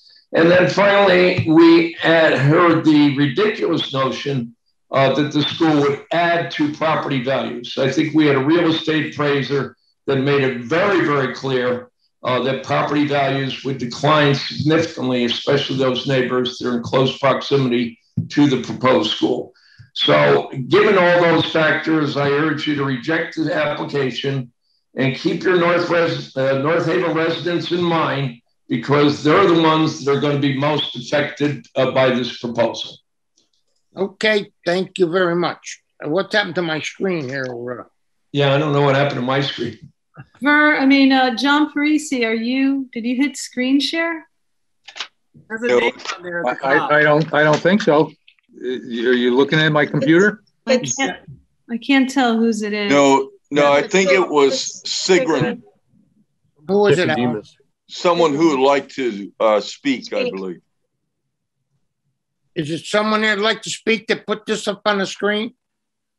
I would like to speak. Yeah, no, but somebody put this on the screen. Oh, I didn't put anything on the screen, no. No, okay. Who would... Somebody's looking for photos. I don't know. Wait a minute. Okay, but I don't know what happened. That's good. Well,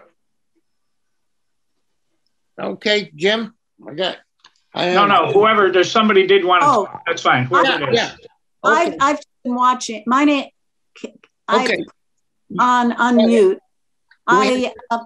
My name is Bonnie Byers, Byers, 300 Hogan Road.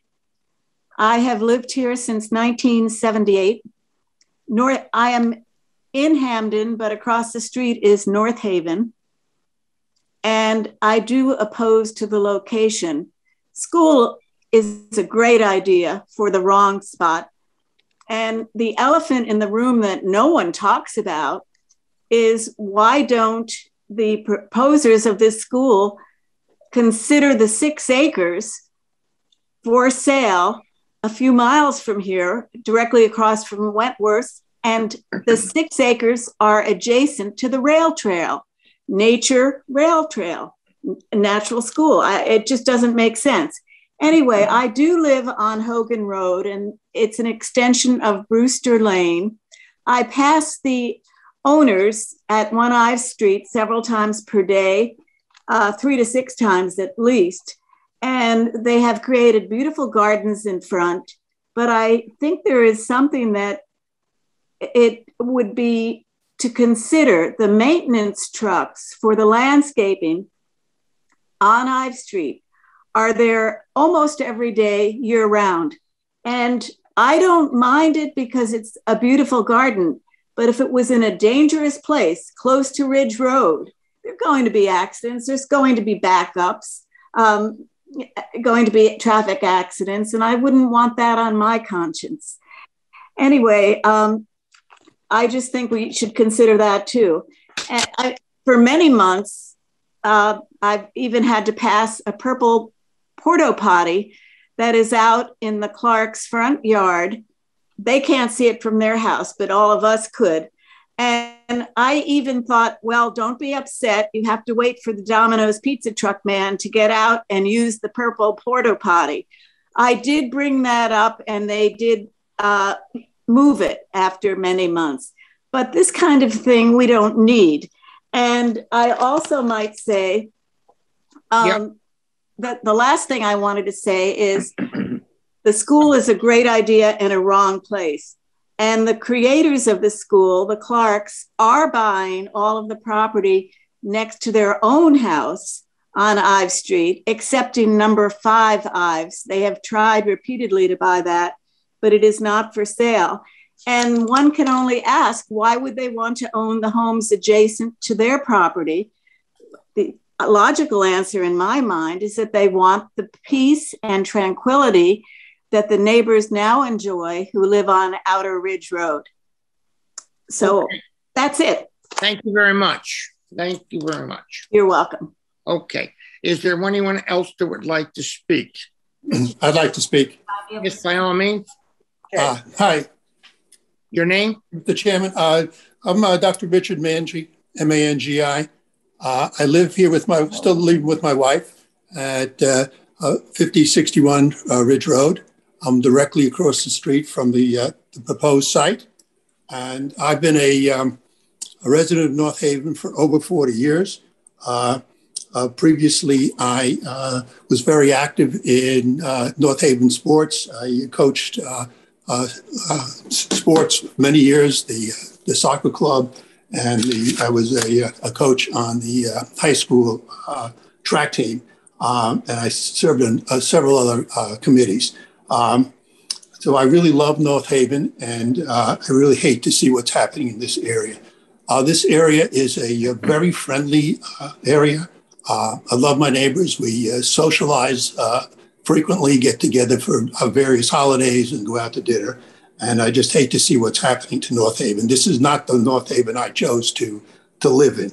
I'm not going to bore everybody by reiterating what's been said by my neighbors and friends, and I certainly would not agree with anything that my wife said. I particularly enjoy Hal Kaplan's comments, apples and giraffes. I love it, Hal.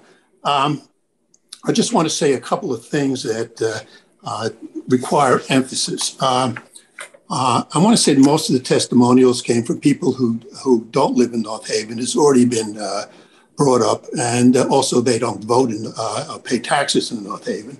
And I just want to say two things to my North Haven friends and residents who were in favor of the proposed school. I want to say, would you be in favor of this school if it was next door to you or across the street from you? Would you still be in favor of that site? And my second question is, would you be in favor if the school was adjacent to your property and lowered your property values? I want you to consider that. And with all respect, I think the commission should consider the same questions. So I think the commission should really pay attention to those of us who live in close proximity. We're the ones who are going to be detrimentally affected every single day of our lives.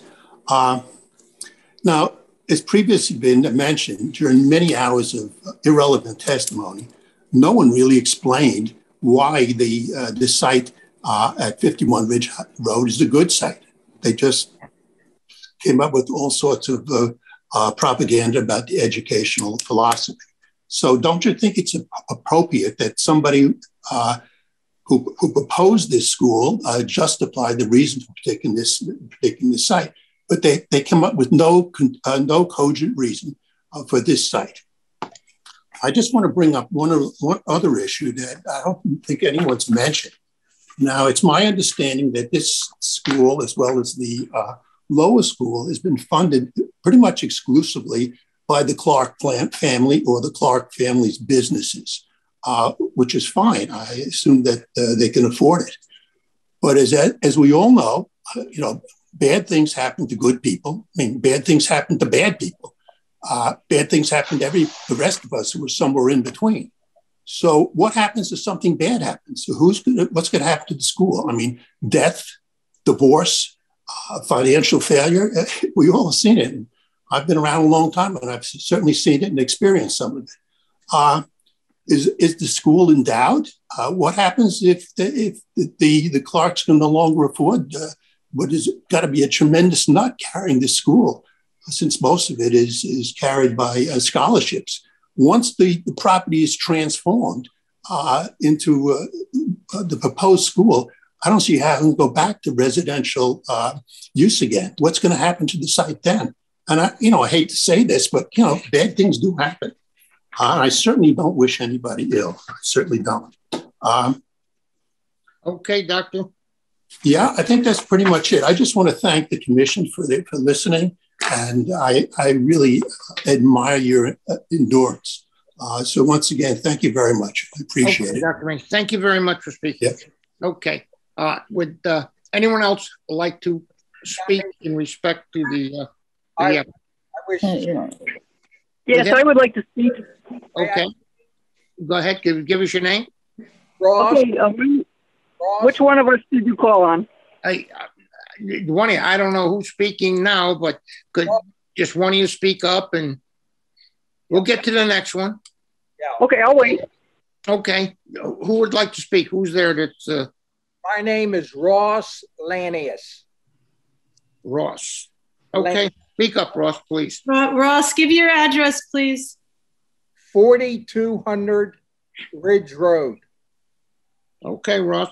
All righty. I've My wife and I have been here for I've been here for 61 years. I've seen a lot of changes go on, but this is just too much. I support all of the statements against the school. I would like to you folks to turn it down. In other words, I support what my neighbors have said against the school. Please deny the application. I thank you. Okay, Russ, thank you very much for speaking and keeping it short. Okay, is there someone else who would like to speak, sir? Who was there? Yeah. Someone was there just a moment ago that wanted to speak? Yeah, it's a woman. Yeah. Oh, is it a woman? Okay. Yeah, I'm here. This is Mary Mashinsky. It's spelled Mushinsky. I work for River Advocates of South Central Connecticut. The address is 1253 Whitney Avenue in Hamden. And I'm also a member of Mill River Watershed Association. I work with them on a number of projects. Our interest in this is really a headwaters interest. We basically try to discourage a lot of impervious surface on an aquifer protection area and a headwaters area because whenever there's more impervious surface, the water shedding from the surface is going to be an impact on the water quality of the headwaters and deteriorate the headwaters. Right behind this site is a steep slope, and there is a freshwater seep at the bottom of the slope, which eventually works its way over to the Mill River. Goes by Quinnipiac University and probably picks up some problems there. But in general, our group tries to protect the more pristine areas so that they can keep the rivers healthy and supporting recreation and fishing and water quality for public drinking water as well. So if you have a large volume of stormwater shedding from the site, it is likely to increase erosion at this headwater. And if the large community septic system, which is installed on this site, fails to function even once, you will have, it has to work every day. Otherwise, you will have impairment on the headwaters, which will then impair eventually the Mill River. So it's just a question of impervious surface for us and minimizing interference in the natural cleanliness of a headwaters stream. They all get eventually to the Mill River, and the Mill River, of course, is a drinking water source at its other end, in the southern end. And so that's really our only issue. And hopefully some use will be found of the site that does not involve so much paved cover and it fits more harmoniously with a aquifer protection area. Okay, thank you very much. Thank you. Okay, would anyone else like to speak? Would anyone else there that's on would like to speak in respect to the, in opposition to the school application? Okay, hearing none. Jim, well, we're at the time anyways. Jim, we want to get back to asking a few questions here. Yeah, I have a few. You can go ahead first if you don't mind. Okay, so I want to be fair to both sides here. And I had questions about the applicant about it fitting with the neighborhood. And maybe John, you can answer this because everybody keeps saying this is rural, this is rural. There's a church there, not a house. There's a church sitting there, and it's been sitting there for a long time, right next to these people's houses. So what is the big difference between the school going in there and the church going in there? Because it's a church. If the church had 100 people coming in every day, if that became a very active church, could we say no to that church? It was been a church all along. John? Well, yes, no, I'm on, okay, and I'm going to try. Can you hear me? Can you hear me okay? Yes. Yeah. Okay. Well, I think a couple of the neighbors, specifically Mr. DeMarsalis, made it very clear that although at some point this commission approved the church there, the church has been inactive. It's little used. I mean, to the point where I don't know if churches go out of business, but this one closed. So to try to address your question, Jim, it's really not an active faith-based community. And there's secondly, it seems to me there's a constitutional issue with respect to the free exercise of religion. So I don't see that the fact that at one point, maybe it was a mistake, maybe it wasn't a mistake, but as it turns out, the church is little used. It has little impact on the neighborhood. It produces virtually no traffic.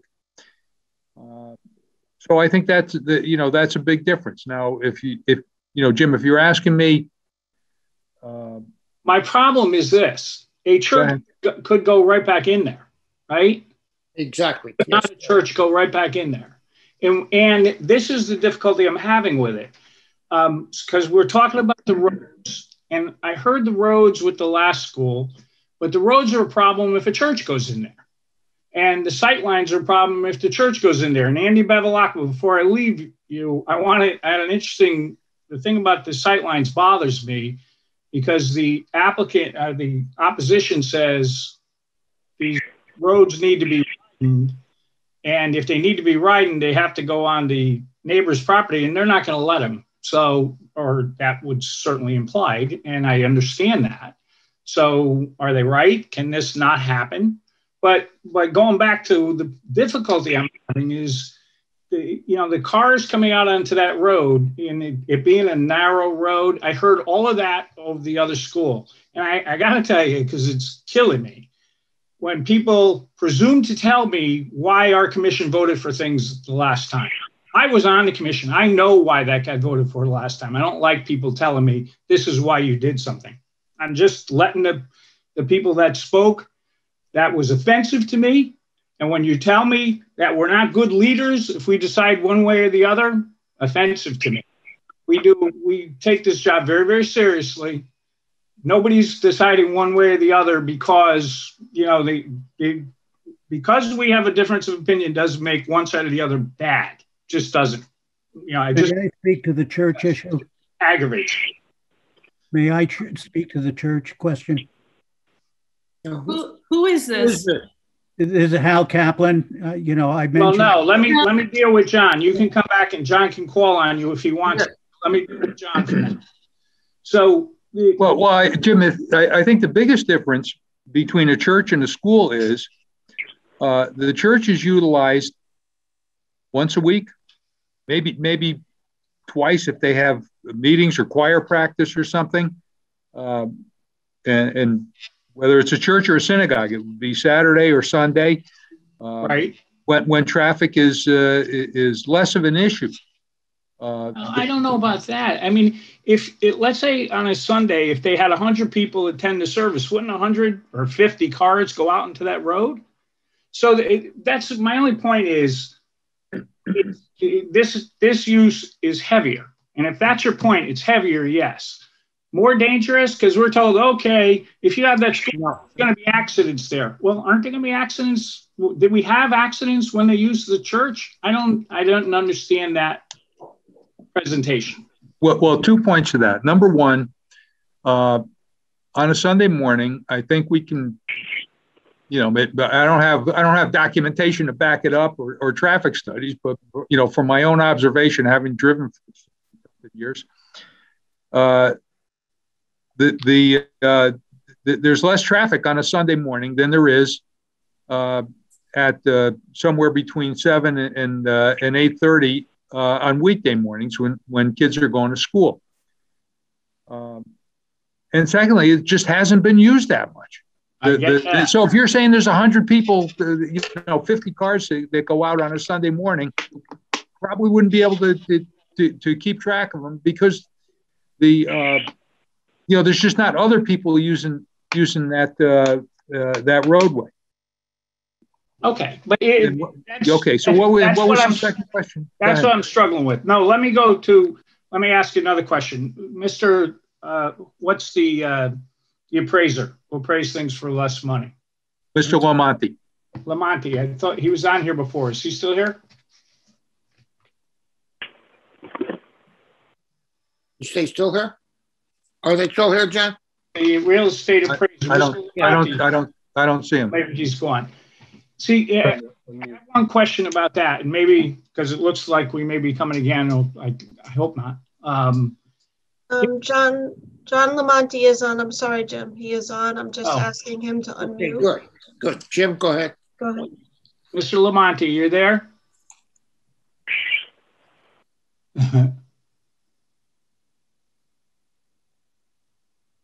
I'm here. Can you hear me? Okay, I can hear you now. Okay, go ahead. Here's my question. Go ahead. I read your report. Your reports yes. that say there's going to be a dramatic decrease in the value of the houses right around the school. Okay. Correct.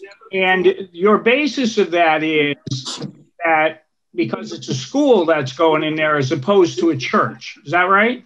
Correct. So explain that to me. Why is the school as opposed to a church going to cause this? Okay, so somebody has to mute themselves. Yeah, it's the telephone. Jennifer, can we get them off of there, please? Thank you. All right, it's good. Go ahead, Jim. Okay, I'm sorry. So that's okay. Why is the school going to devalue these properties so much as opposed to a church? First of all, the church is already in the neighborhood, so it's an existing entity, if you will. Yeah. So by putting an high school, I heard the term, upper school, lower school. This is a high school building, and by doing so, you're changing the use of the property 100%, if not more.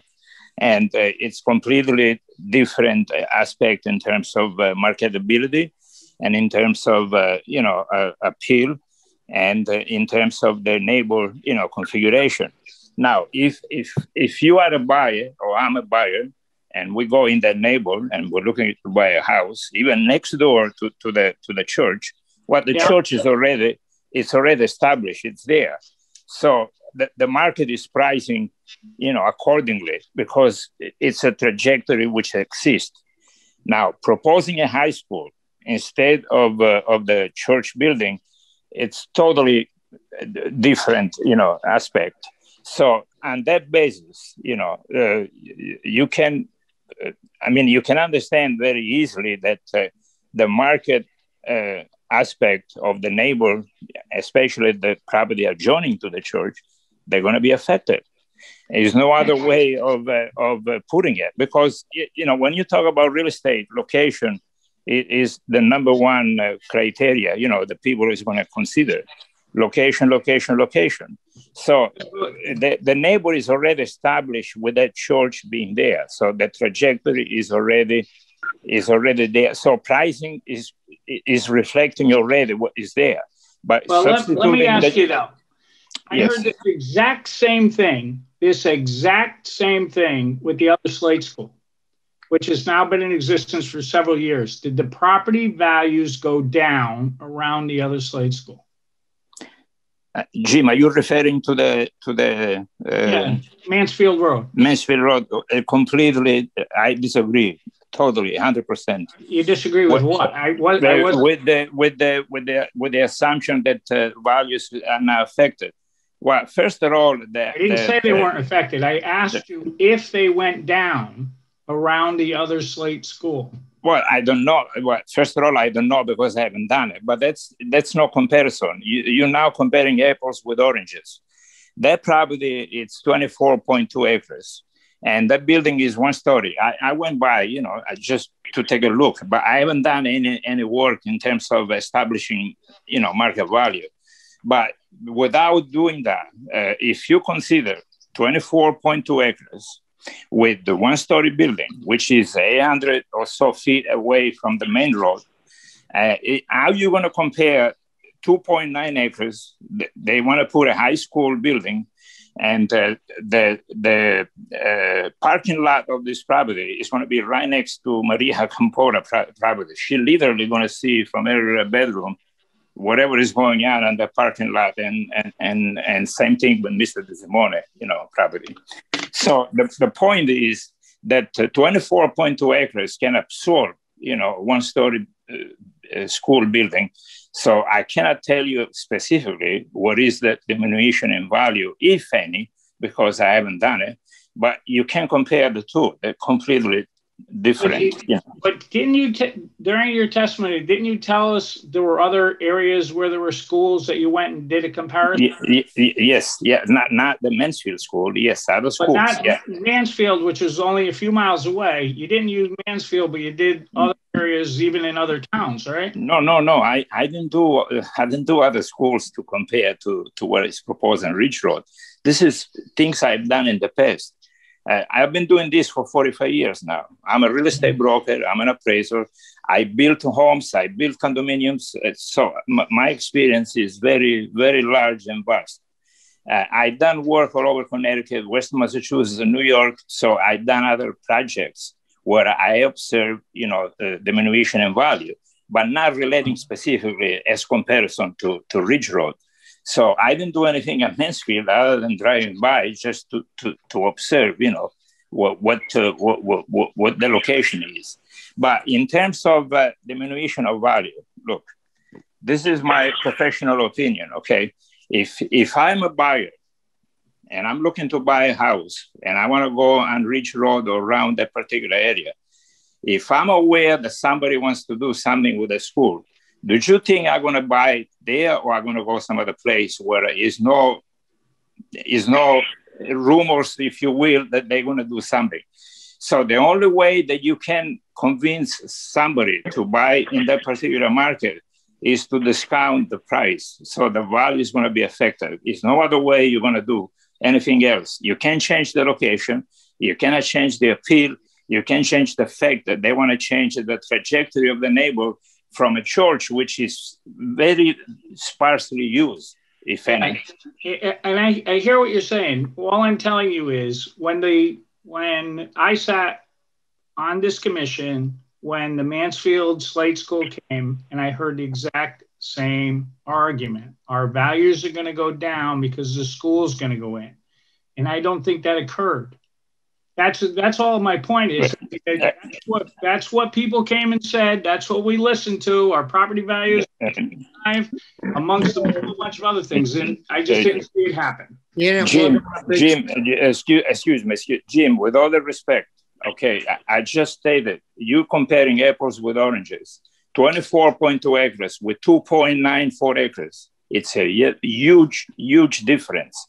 Huge. So the impact of the Mansfield school, it cannot be compared with the impact that you're going to cause, by approving it on a 2.94 acres, a high school building, as opposed to a one-story building on 24.2 acres. It's no comparison. So if you argue that the values have not been affected on Mansfield Road, which I cannot attest to that because I haven't done anything, nobody asked me to do anything about that, so be it. It's the two different things, totally different. All right, no comparison. I got your answer. Okay. That's all I got, Vern. All right. At the moment, Jim, at the moment. At the moment. Yeah. At the moment, okay. At the moment is right. I thank you very much, John. You're welcome, Vern. Thank you very much for response to that. All right. Is there anyone else here on the commission that has some questions? Vern, this is Brian Cummings. Yes, Brian, go ahead. Is this direct, Brian, excuse me, is this directed at any particular person? Well, it's directed at anybody who can answer it, really. And okay, go ahead. And parking. And if the parking could be explained, because I'm just wondering, is that the number of spaces that we put, I think it was 36 on the drawing, something around that. Is that because of what fits on the property, or is that because of what's needed? And could somebody explain, because we're getting all different numbers on the parking here. Well, Brian, I think you'll have to go over to Tim Lee. Tim? Yes, do you want me to answer that question? Hi, Mr. Chair, Tim Lee for the record. Yeah, would you come right in, please, Tim? Sure. Right now, we are proposing 36 parking spaces, and that was based on we can accommodate more than 36 on the site if we wanted to. We're underneath the coverage requirements and all that kind of stuff. So we wanted to have additional parking spaces. We certainly have the right under the zoning envelope to have, under the bulk standards, to have additional parking spaces. Parking spaces were based on the number of students and the number of staff that would be dedicated to the school. So we think that on a daily basis, the 36 parking spaces is going to be more than adequate to accommodate the needs of the school. Tim, this is Brian again. Is that for what is now or for 2029? No, that's 2029 when the school's fully operational. The school is going to be, the enrollment in the school is going to be limited. You have to, and it's a high school, so kids in freshman year, sophomore year, they're not going to be driving cars because they're going to be too young. There may be some kids junior year, senior year that would drive cars, but I think that the number of students that would be driving cars, if they're allowed at all, would be very limited. And it's going to be a discussion we're going to have with the representatives of Slade School as to whether they're going to allow students to even drive to school. But assuming they do allow students to drive to school, basically you're talking about the seniors at the school, and you're talking about a limited number who may have cars. So I don't think the concern about students driving to school is really an overwhelming concern. It should be an overwhelming concern for the commission. Well, I'm concerned because the numbers vary a great deal, and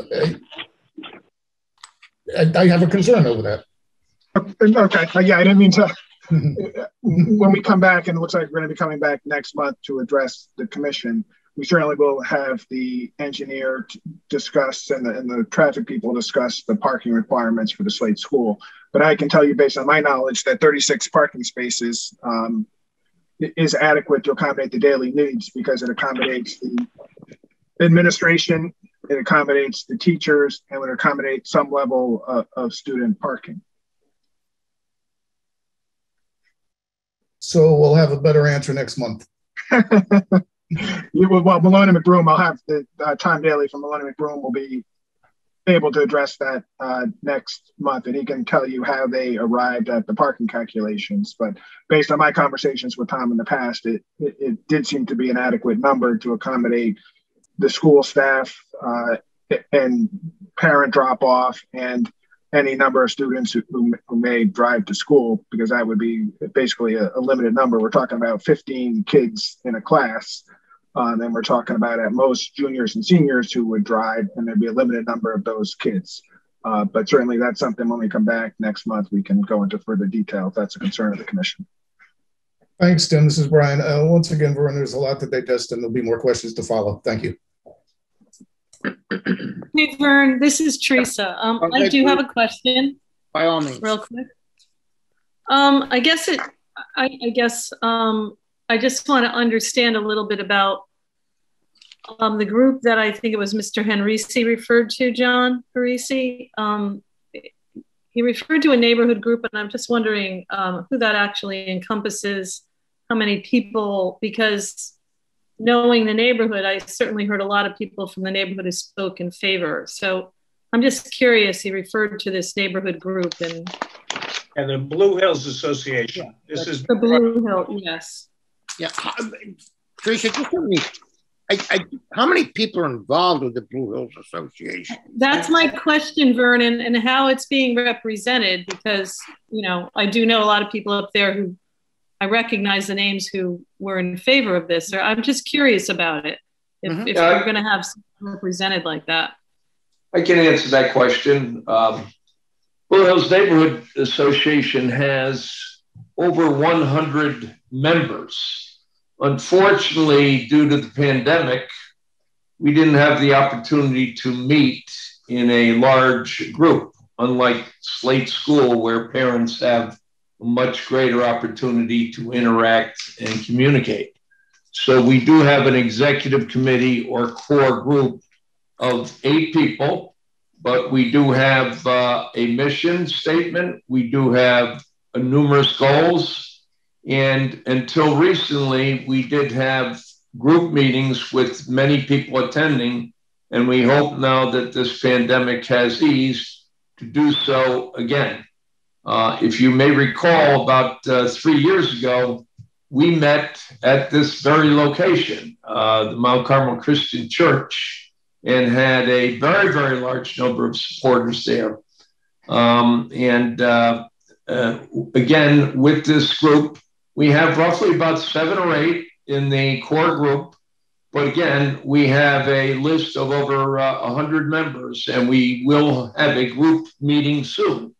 And I hear sometimes kind of some inferences that this neighborhood does, or this association does not represent the neighborhood, or in some cases is just a very small core group of people that doesn't represent the neighborhood. And that is simply not true. And I've said that in my comment tonight. If anyone represents the neighborhood, clearly it's more this group than the supporters of this project. And I would ask you, if you want to look at names, you certainly will have a further conversation on this. We can go offline on this because I don't need names. I was simply asking about the number of people, because if a group is supposed to be represented, I do have the right to ask how many people are in it, but thank you. Absolutely, but the inference that there are more supporters than opponents in the neighborhood is I never made that inference. Well, but some people, we got letters from people who said they lived in that area, but they were not part of any Blue Hills Association and didn't know what it is. Is it a legal entity? Is it a corporation or an LLC? Does it have officers? What is it? It was incorporated, but there are no officers. There's a core group of people within the executive committee, about 7 or 8 people. But again, we have a mission statement and we have goals. And if people don't like those goals, and they don't like the mission statement, then don't join the group. And no, that's perfectly fine. All we're trying to figure out is, are you saying that you speak for 100 people that are in support of this? Or are you speaking for the 8 core people, or you're just speaking for yourself? I think we had a petition when the former Slate School was proposed with over 100 signatures. And we do have a database with over 100 names on there. So I feel confident. Maybe some of those people have dropped off, but I feel confident that we're in that neighborhood. Yes, that's correct. Okay, that's all. Okay. Teresa? For the record, who was that speaker? Please, can you identify yourself? Who's this? Mr. Henry, you have to identify yourself again. Ken Henry, C, 27 Regency Drive, Blue Hills Neighborhood Association. Okay. I have no more questions at this time, Vern. Thank you. Okay, very good. Okay, does anyone? Hey, Vern. Yes, by all means. Go ahead. Just tagging along onto what Brian has said. Rich, identify yourself. This is Rich Wilson. And so for Tim Lee, I have a question for Attorney Tim Lee. Yes, by all means, go ahead.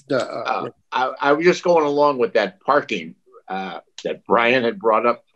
What happens when they have any kind of a gathering at nighttime? You know, I don't know, a graduation, or if there's any kind of a ceremony, how would they handle that increase of cars and parents coming to the school? Yep. It's an interesting question. So once again, if you look at the student population, it's going to be 15 kids per class, right? There's 6 grades, 15 kids a class, total 90 students in the school. So if we're talking about a graduation, we're talking about a graduation of 15 students. So it's not the need for parking is not going to be overwhelming. We're not talking about North Haven High School where there may be 300 kids in a graduating class or 250. No, I understand that. We're talking about 50. So one, we think those circumstances are going to be few and far between. Secondly, to the extent there is an event which would require more than 36 parking spaces to be utilized, Slade School would agree not to allow any on-street parking, whether it's permitted by the town or not. We would agree to a requirement of no on-street parking. And we agree to a requirement that there'll be allowed valet parking, the cars be parked somewhere else, whether we work a deal out with Quinnipiac to park cars there or somewhere else. We would valet them in if there's an event in which the parking requirements would exceed 36 spots. Right. All right. Thanks. Yeah. That's all I have right now, Vern. Okay, Rich, thank you.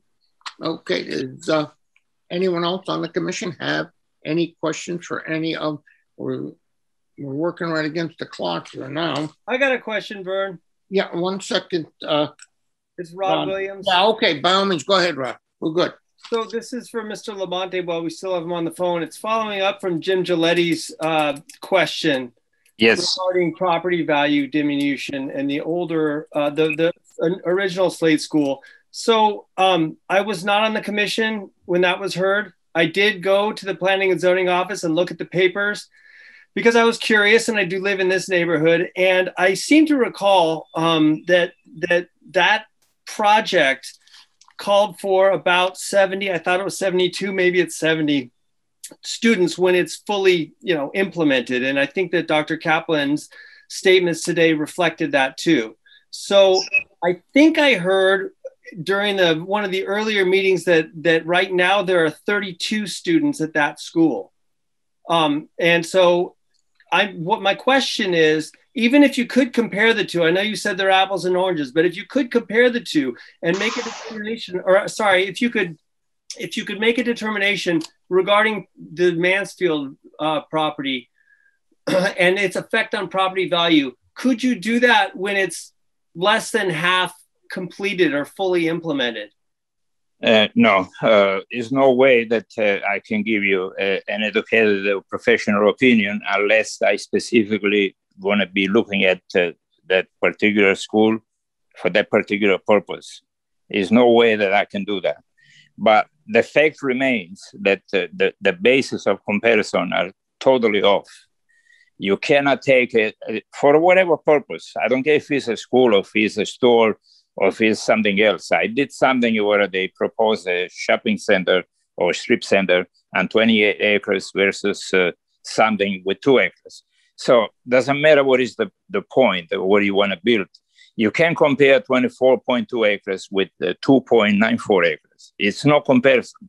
But beside that, I haven't done anything specifically to see what effect had or now have on the Mansfield side. So I cannot tell you one way or the other. What I can tell you is what I just stated. These are apples and oranges. You can't compare the two sides.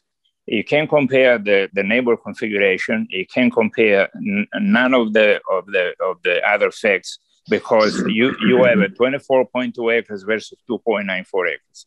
So the density, the whole configuration, the proximity to the road, it's completely totally opposed one to the other. So there's no way that I can tell you unless I specifically going to be working for that purpose to see what effect, if any. I'm not saying it has an effect, but what I know are the basic effects. The basic effects are a much larger site, much larger, and a smaller building, and on top of that is 1 story. So, you can, without being an expert, you can visualize, the completely different configuration, one from the other. And even though both sides are going to be with a school, but you can compare, what are you proposing on the Ridge Road is a high school with the much higher density than it is on Mansfield. So how you compare the two? The only comparison you have is that both are schools. But other than that, it's going to stop there. But if somebody is going to hire me to do a specific study for that Mansfield, then I can tell you. Without doing it, I cannot tell you. I appreciate that. I think I didn't ask the question entirely clearly. What I was referring to is the fact that they don't have all the students that they would have. It's like a half-finished project. So that's what I meant, is whether you can make a determination before it's completed. No. The purpose of what I did is I did 5 appraisals. These are the most adjoining properties to that project. So by extension, if these 5 properties going to be affected, which they are, by extension, the neighbor is going to be affected as well. It could be to a lesser, percentage, but it's going to be affected nevertheless. Because location is the criteria that drives everything in real estate. Is location, location, and location again. So what I did was I visited those properties. I went inside, I went outside, I studied the market area. I did an appraisal to establish, market value before. And then in my professional opinion, as an appraiser, as a real estate broker, as a developer of real estate, I give you my opinion in the after, or on the assumption that the school is going to be built, what effect it's going to have on the value. And there's no question about, based on my opinion again, as a professional, that it's going to have a negative effect. And the negative effect is what I stated in my reports, anywhere between 17 to 26%. And so this is what I had done. This is what they hired me to do. This is the purpose of what I had done. Those 5 homes are going to be affected the most because they're going to have a direct impact for what is being proposed. Nothing against the school. The concept of the school is beautiful. The educational aspect is absolutely, everybody agrees with that. What I'm saying is it's in the wrong location, and it's too much of a building for that small site. The proposed school, high school, is too big for that site. And so the density that they're proposing is way far too high for that 2.94 acres.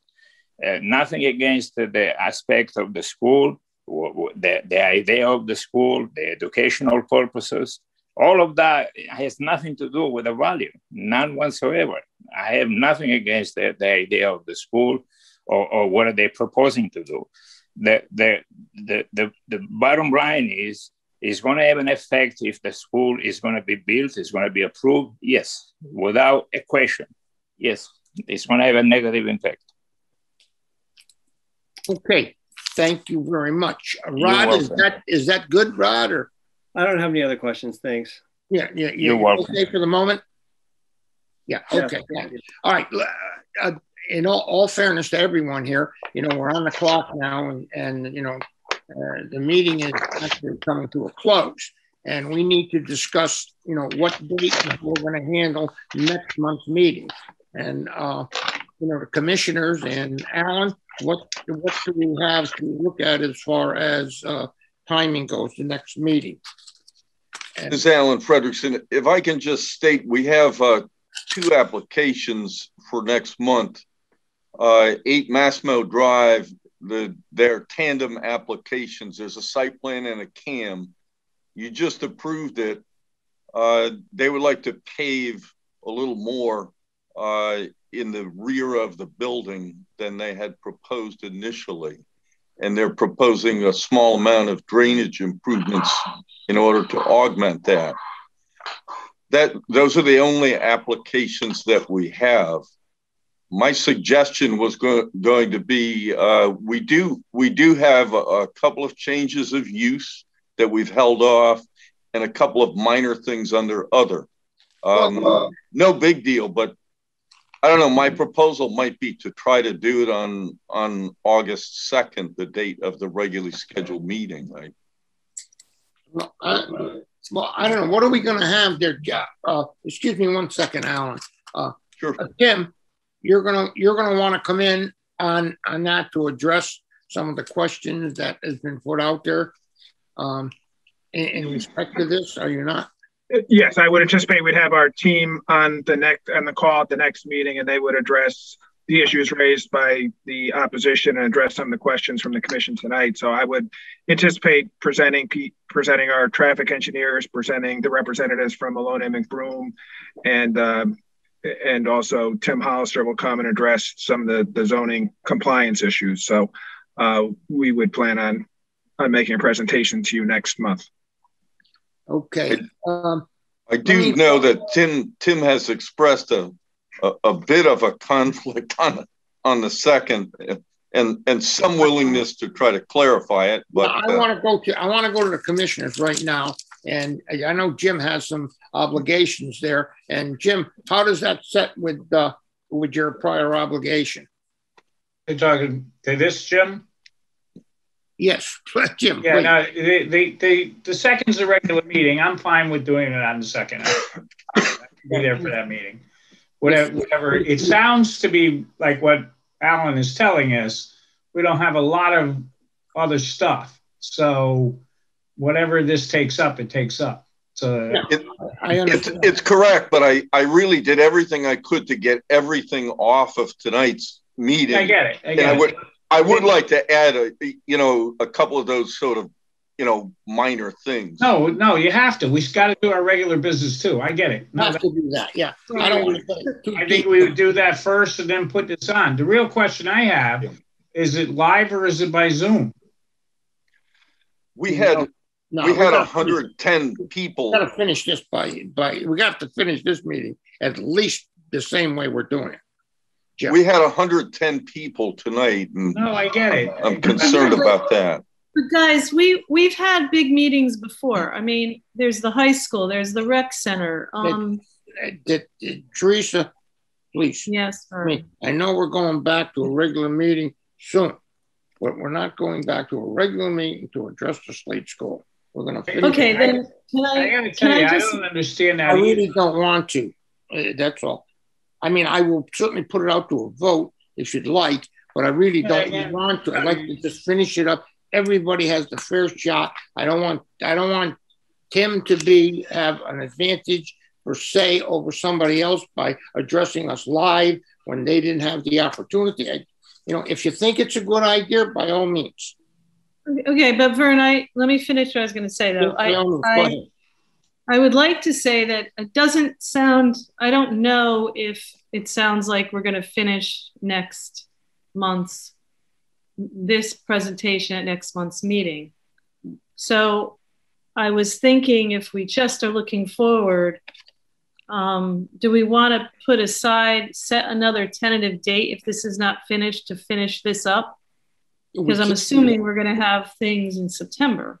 We can do that in a month. Well, but I think you're presuming. I'm hoping you're wrong. I'm hoping I'm wrong too. It's like if our regular business is only going to be, and let's say it's a half hour, and that's not true, but let's give it a half hour. That still gives us 2.5 hours to finish this one. And we should be able to finish it. We're not going to. Well, I don't know. I know Tim Lee is telling us he's got stuff, and John Parisi is definitely going to want to respond to Tim Lee's stuff.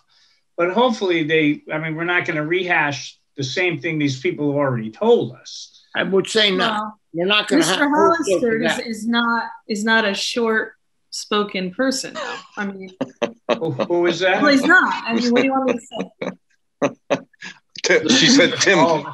Tim for the bad grammar, it's getting late. We can tell Attorney Lee to tell Attorney Hollister to keep it somewhat. I'm sure that'll work out because all attorneys keep it so short. Yeah. Wyman, I have a question on. Go ahead. Jennifer had mentioned earlier she had some information about some new rules that might be maybe that would affect whether we're going to have an in-person meeting or not. I don't. Is that? I don't know if anybody noticed the change to the beginning of your agenda, even for tonight. in terms of the instructions on it. So in terms of the legislation concerning your meetings, yes, you can go back to fully in-person and now fully remote and hybrid meetings. So in-person meetings that offer a remote option are also optional for the time being until next year. So we have those changes. And there's different requirements, and what's reflected in your agenda because this meeting is fully remote is that members of the public who do not have electronic means to participate, they do have the opportunity to contact the town to ask the town to provide those means and also a location. So that is part of your notice for tonight. So just, I don't know if everybody read that, but certainly you can go back to fully in person. I think what the concern is with that too is that, again, at one point tonight, because I've been monitoring the number of people participating, you were at 110. We know what the recommendations are for people who are not vaccinated, that they be masked and that they maintain social distance. So, I can't speak to what will occur here. I don't know that, you have pretty consistently had that amount of folks, somewhere between 100, 120 people participating as we've gone through the process on these applications. I'm very optimistic, along with Jim, that we could at least close this public hearing and we could go back live for deliberations. That we can do, but we got to. Well, what that says, and I was leaning Teresa's way, but then Vern, I think what we do is just put this on for the second with our regular meeting and just do it as a continue one more Zoom meeting. I think that I will agree with you 100% on that. I'd like to do that, and if we need to cut another meeting at the end of the deliberate, let's do it. Yeah, I agree. Then we can wind it up. That sounds reasonable for staff, sure. Okay, let's do it. Is that all good with everybody, Paul, Rod, Brian, Rich? Okay. If I may, this is Rich. That's fine. Could I press Tim Lee into agreeing to an extension of the time frame that the commission would have to act in a and we won't get into your other dilemma. Yes, for the record, Tim Lee on behalf of the Slade School, we hereby consent to any extension of any statutory time frame in order to continue the public hearing to the August 2nd meeting. Thank you. Good enough. Okay. That is taken care of. Is that take care of all the business that we have for the moment, folks? No, I'd like to make a motion to approve the minutes of. Thank you, Brian. June 15th. I will second that. Good enough. Take the roll on that, Teresa. Okay. Let's see. Vern Carlson. Yes. This is the motion to approve the minutes. Yes. Richard Wilson. Yes. James Giletti. Yes. Brian Cummings. Yes. Rod Williams. No, Teresa, just yourself. Oh, I'm sorry. Yep. Teresa Ranciano-Beely, aye. Motion passes. Good. All right. Very good. That's good. Teresa, take a motion to adjourn. I will make a motion to adjourn, Vern. Just Jim Giletti, I'll second it. Okay. All in favor? Vern Carlson. Aye. Aye. No. Okay. Let's do an aye vote. Aye. Motion passes. Meeting adjourned. Thank you very much. Good night, everybody. Good night, everybody. 10:07. Thank you. Take care, everybody. Yep. Thank you, Jennifer. Thank you, Jennifer. I will be in to see you this month, the end of the month, in a few days. I want to come and talk with you a little. Okay. Very good. Thank you. Talk to you soon. Okay. We're off. Thank you. The preceding program is brought to you in part through a grant from the town of North Haven.